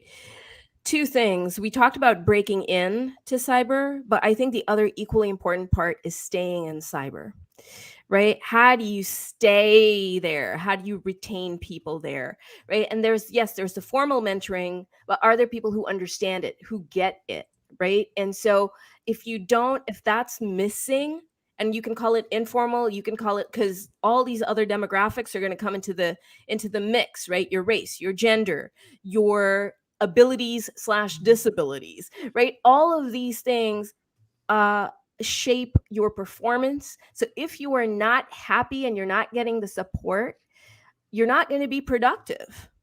And ultimately, that's what is, what you're being evaluated on is your productivity. What people don't know is the nonsense that's going on in the back, like the stress you're experiencing or the toxic culture, whatever it may be, right? No one talks about that as how do we fix that? So I think those issues about retention and support, and I'm not talking about support like hold someone's hand and I'll teach you how to do this. I'm talking about just being there for someone. Human nature, just being there for someone. Yes, we call it mentor-mentee, but I think Katora and Liana are my friends. That and Liana, I couldn't have captured what she said better. So that's all. I'm on mute. No, I'll agree. There's times when I can't necessarily do something actionable, but if someone texts me in a low moment or they're overwhelmed or we're celebrating a high, even if it's a small win, whatever we're celebrating or whatever we're going through, I'm I'm there for you. Even if I can't do something, I wish I could fix it and take it away. But you just got to be there as people. Mentoring is a people thing more than it is a tech thing. Amen to that. Yeah, I've called Meryl crying already. I just got to put it out there. It's really happened. And, I felt stupid afterwards. And she's like, no, I mean, that's what this is. So and I think it strengthened our relationship. And it humanized things even more, made me feel more comfortable going to her and just, with a lot more stuff, so yeah. But Leanna's right. If we couldn't stand each other, this would not work. Thank you. Listen, you have to know the right kind of person. And if you are someone that's chaotic like me, you got to have the right kind of chaos, baby. You got to have the right kind of chaos to push you through and the right kind of chaos to say, don't you do it. I love it. That's well stated. Mm-hmm. So I love this. So I know Makeshift has a question he wants to ask.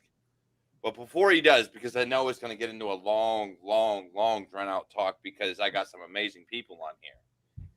Mike, who hasn't said much, as a mentor, what advice would you give to anybody watching right now?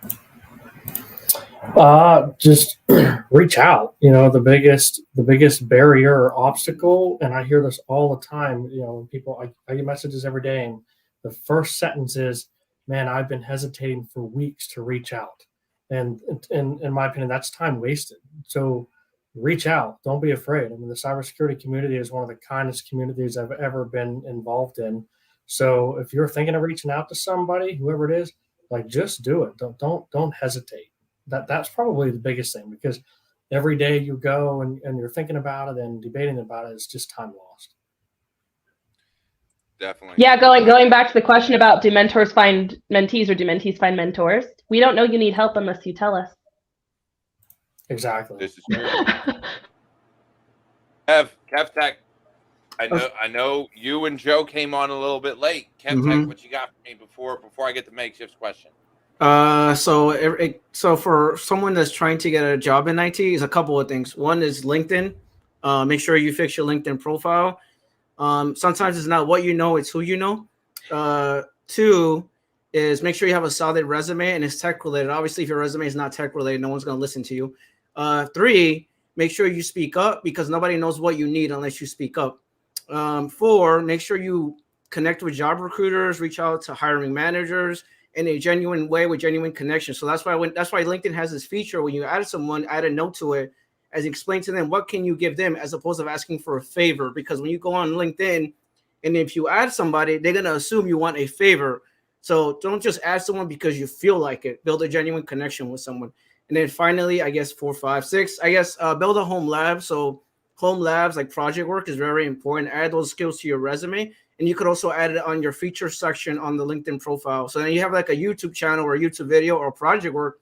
You could add that on your feature section. That'll make you stand out. I've seen people get jobs like that in UK, Australia, and a few other places. And last but not least, join social media. Join Discord, join social events, reach out to people. Just go around and reach out to people because nobody knows what you need unless you say something. That's just how it is. You got to say something. Please speak up. That's just how it is.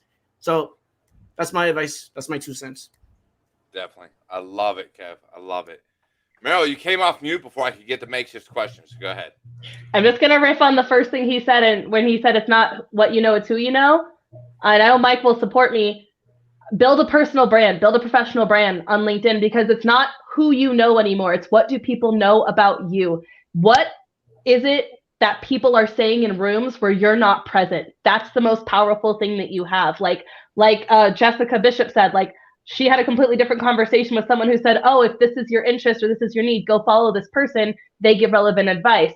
That is the power of a brand. It will serve you in exponentially beneficial ways. That's it. That's all I have. And I'll back that up real quick on what she said. I mean, I have companies reach out to me all the time and say, hey, do you know a person that's entry level or mid level or, pen tester, what have you? And, just by someone asking me that, I can rattle off 5 entry-level pen testers that are trying to get into the field or 5 seniors. And the only reason is not because I have resumes in front of me, but they show up on my content every day. They're contributing to the community. They're like a billboard that you drive by every day on your way to work. Like I know their face, I know their profile picture. Like I know that they're active in hunting for a job. And if they weren't active, I wouldn't know about them. So. Yeah, like I didn't know Will Broom was your mentee, but I can't count the number of his posts that I've bookmarked in the last 2 weeks. Like his shit is everywhere. I'm like, this is cool. I don't have time to do this. From Mike. Awesome. I know. He learned it from Mike. He had about, I think, 100, 150 followers when I met him, like, I don't know, 3-4 months ago. Like it just, and the other one that I'll mention to watch for, about 85, 90 days ago, I mentored Morgan Hamlin. If you've seen her out there, like, she's got, I think she just blew away 20,000 followers. She had 160 the day that we talked. Like she's on fire. It's amazing. So makeshift, you've got a question. Let's ask it. So this is for the mentees putting their mentors slightly on the spot. As we all know, burnout is a huge thing that happens in the industry. How are your mentors helping you avoid that?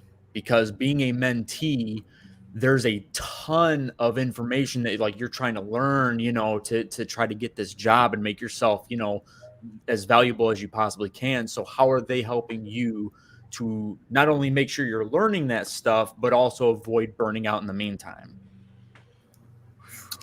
And you have 10 minutes. Go. Look, this is my show. I'll go as long as I fucking want. Let's get this question answered because it's important. So I would say go at your own pace. Don't try to race everybody. It's up to you how you process the content.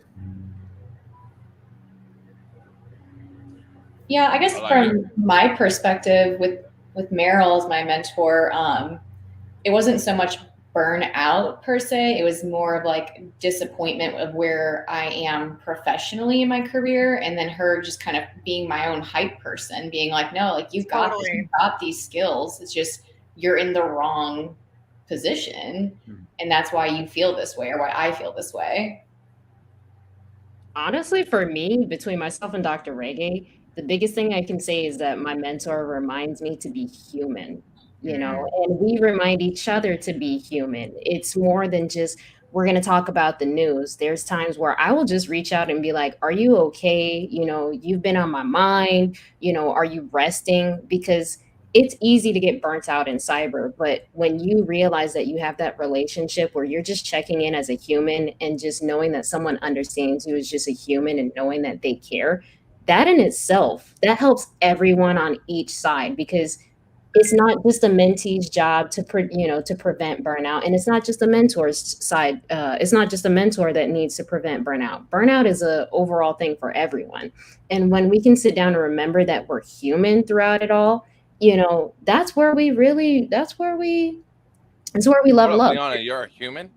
Yeah, I know. I'm surprised I'm human.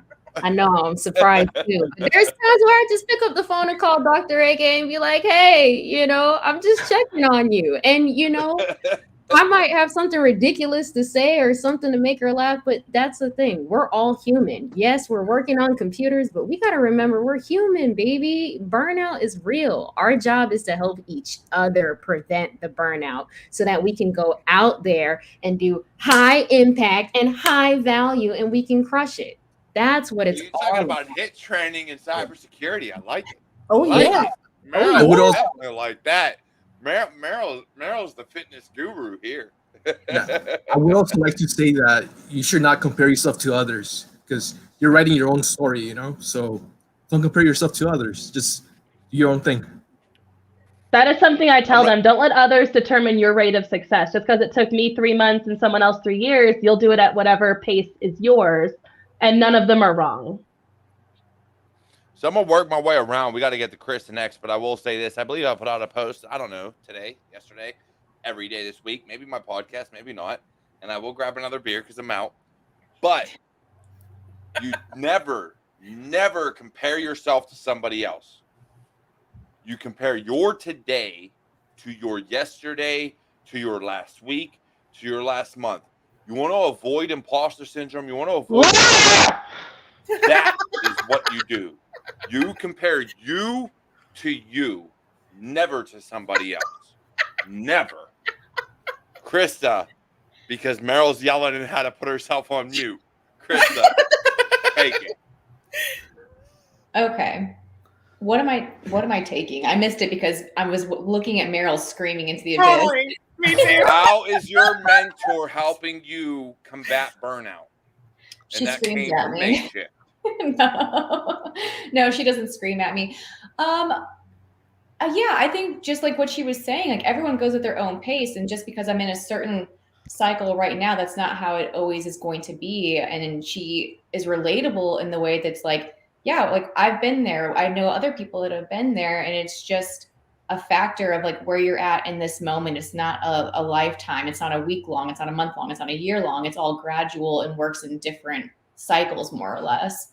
And it's just, like I said, like she's just a hype person, and it really motivates me to want to do more. And I take like her assignments that she gives me, and I like really proactively, research them, and I work on them daily. And that's that type of burnout that has really helped facilitate, sort of the growth that I'm having with my LinkedIn and marketing myself. So like I said, it's not necessarily a burnout where I'm like, I don't want to work anymore. It's a burnout of the job hunt market. It's a burnout of feeling like I'm not getting anywhere. I'm at a snail's pace.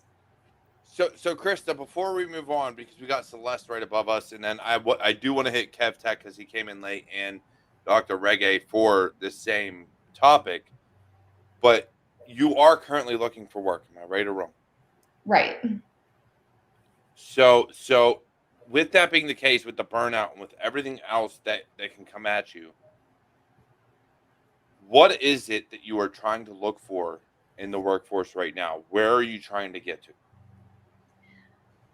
I don't know how many people relate to this, but I guess I'm just looking for a position in which I feel valued in the GRC space, where people understand what a GRC analyst is, or a compliance manager, or a privacy manager, or privacy program manager, things to that degree, to where you need help with that infrastructure and understanding, this is our company, this is what we facilitate, what legislation do we have to follow? Do we have regional legislation outside of US markets?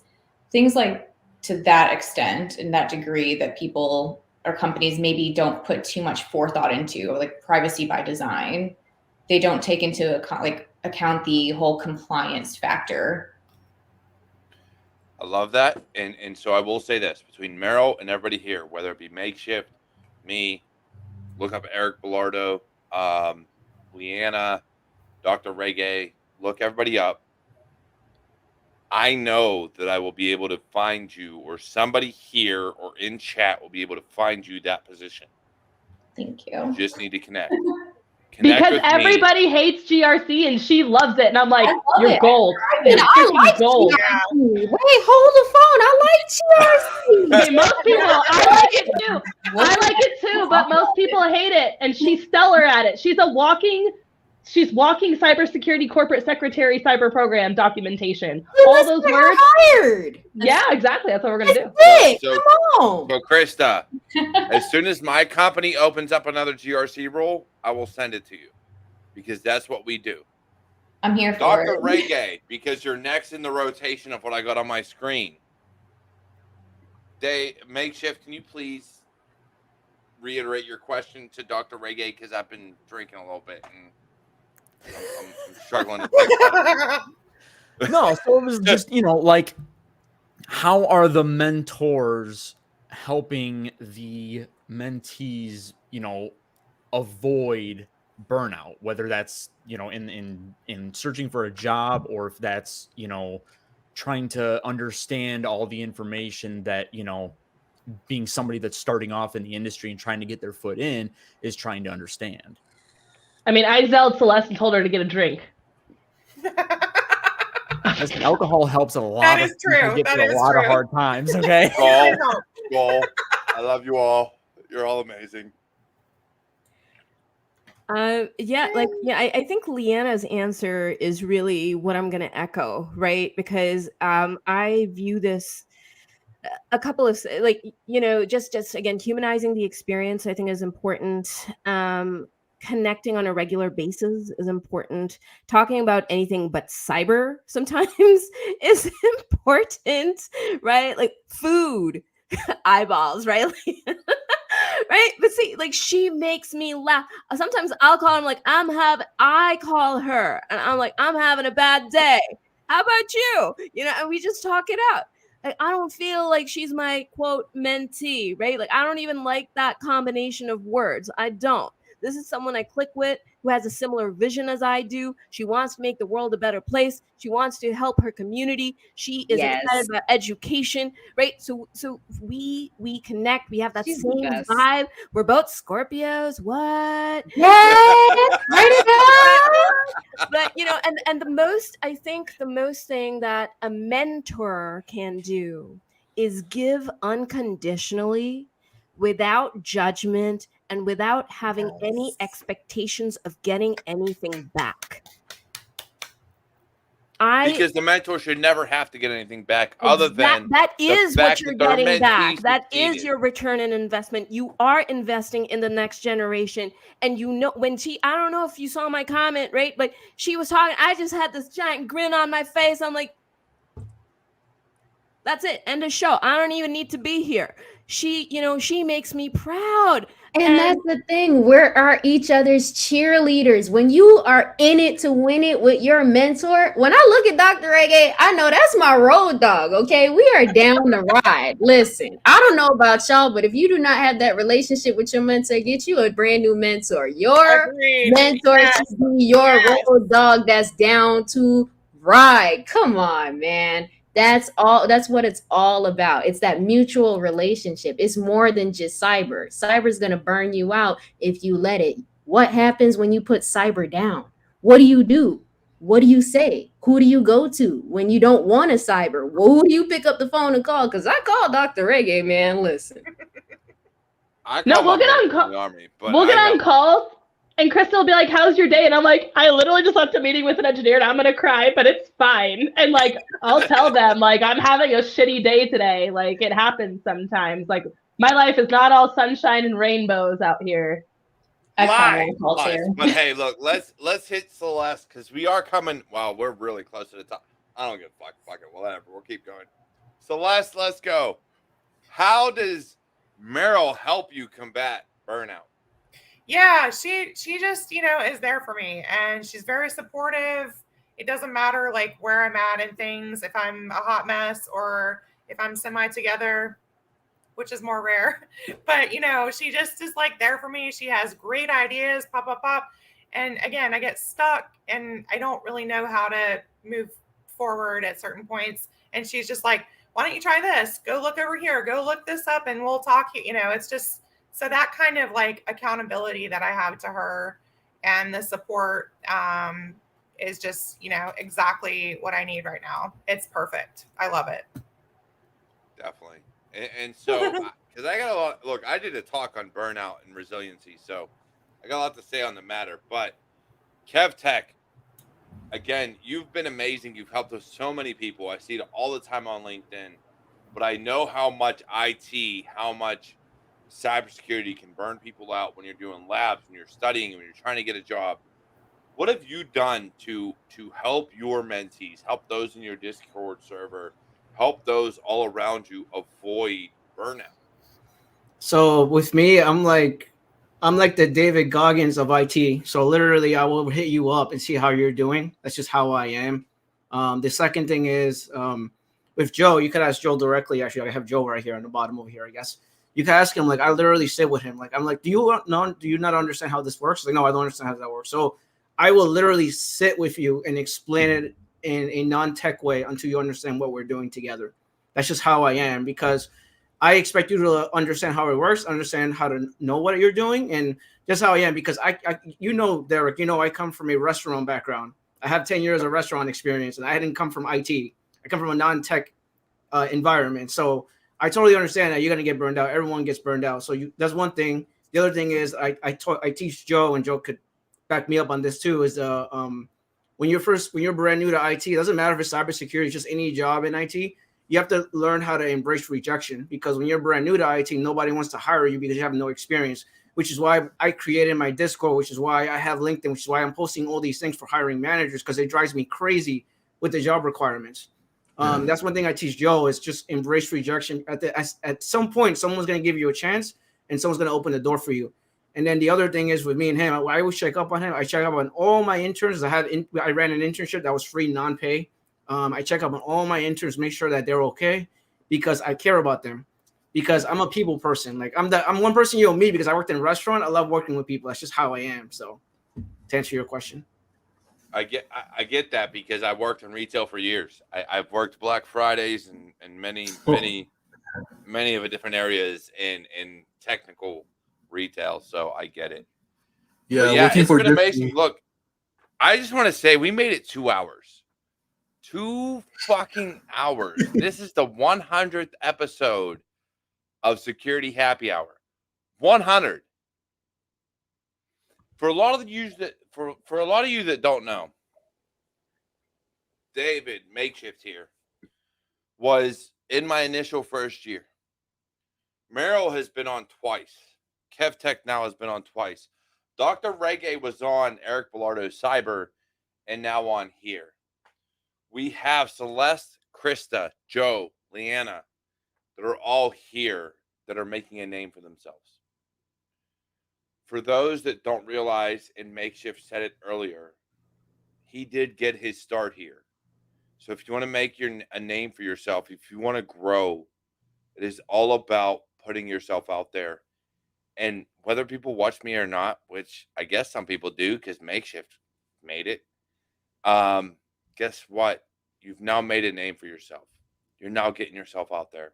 You're getting through that glass ceiling, that brick wall, whatever it is. I love you all. I love everybody that watches, no matter where you're at in your career. You belong here. So before we go, before everything is all said and done, I want everybody to go around that is still here. And we're going to start at the bottom of my screen, which is Meryl. And I want you to give your final words, and then we'll just go around the screen. Yeah, my final advice is just going to be to do some of the pre-work first, really help us help you, okay? Like we're all at midpoints in our careers. We've got a lot of stuff going on. We pioneer new projects, take on collabs. We're constantly doing a lot to give back, and we love to take on mentees too. But you have to give us a place to start helping you. We can't figure it out for you and do the work for you, but we are happy to help you. Really, the purpose of a mentor is so that you leverage our experience to do it better, quicker, faster than we did and benefit from our lessons learned, so you don't have to tread the same exact path. That's what we're here for, but we can't do the work for you. So do some research, tell us what you want, and we will help you get there if we can. And if not, we'll help you find someone who will. You're leveraging everyone we know when you bring us onto your team. Like, my mentees are benefiting from Derek, and they're benefiting from everyone Derek knows, like all the people and all the spheres that Derek is integrated with. So the networking is the thing that will help you if you help us do it. Mm-hmm. That's it. Joe, on to you.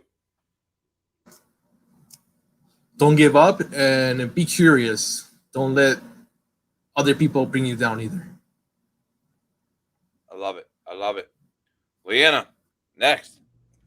If you're thinking about looking for a mentor as a mentee, do not be afraid to go outside the box of who you think that mentor might look like. Because I assure you, you learn more from each other when you come from two different backgrounds. And you make a greater impact when you come from two different backgrounds, hands down. People want to mentor you. I don't care who you think you are. There's someone out there that wants to mentor you. Do the work and the rest will follow. I promise you, we're 1 year strong and we're going to be rocking till the wheels go off. Come on now. Let's go. Krista, on to you, girl. Yeah, honestly, just to kind of piggyback off of that, it's a two-way street with this mentorship. And if you ever have any curiosity, like, don't be afraid to reach out. Don't hesitate to send that first DM to a podcast Instagram. It's a tremendous impact on my life just in the last couple of weeks that I've been meeting with Meryl. So if you have that curiosity, definitely put forth the effort and, make sure you have some sort of direction that you're wanting to go down to, so you have that communicative skill already. Definitely. Dr. Reggae. It's okay not to know. You're always going to be in that situation where there's always going to be something that you don't know. Your mentor's also not going to know everything, right? And this is a field, as is the case with most fields, things change. Mm-hmm. Okay, so no one's ever going to be an expert in anything at any given time. All right. And, we pride ourselves, at least in academia, and having a PhD, but guess what? We're an expert in this at that given time. Okay. And that moment has passed. So, so it's okay not to know. It's okay to learn together, to make mistakes and get up and keep going. Right. And share a vision and find, like I said, find people that you gel with in more than one way. So I'm going to echo what Leanna said. Look, I will say, I hate the term expert in cybersecurity. Unless you're going to say you're an expert in API hacking, like, let's be honest, I hate it. Alyssa Knight really, truly is. She is amazing. But unless you're going to say you're an expert in some subset of cybersecurity, now red teaming and pen testing and hacking, or blue teaming and SIM, that term expert goes out the fucking window the moment you say you're an expert in cybersecurity. But you can be a professional who has expertise. Exactly. You can be a professional with an expertise in a certain subsection, but you were never an expert in cybersecurity as a whole. It is way too broad. It is 10 miles wide and 1 inch deep. Several inches deep. It ain't even an inch deep. But what you are is a cyber professional. You are a cyber professional. You're someone with a qualified, educated opinion who knows what they're talking about, who is continuously professionally developing themselves, and that is the definition of a professional. So you are a cyber professional. Mm-hmm. Professional, I will always agree with. Expert, unless you narrow it down to a subsection, I will never agree with. Celeste, give us your final words. Yeah, I've been having such a great experience with Meryl.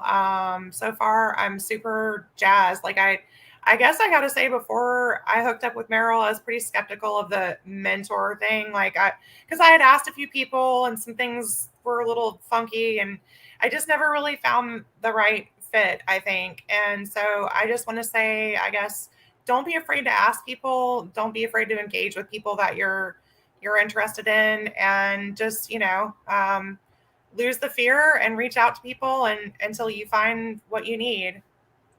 Don't be afraid to ask for it. I agree.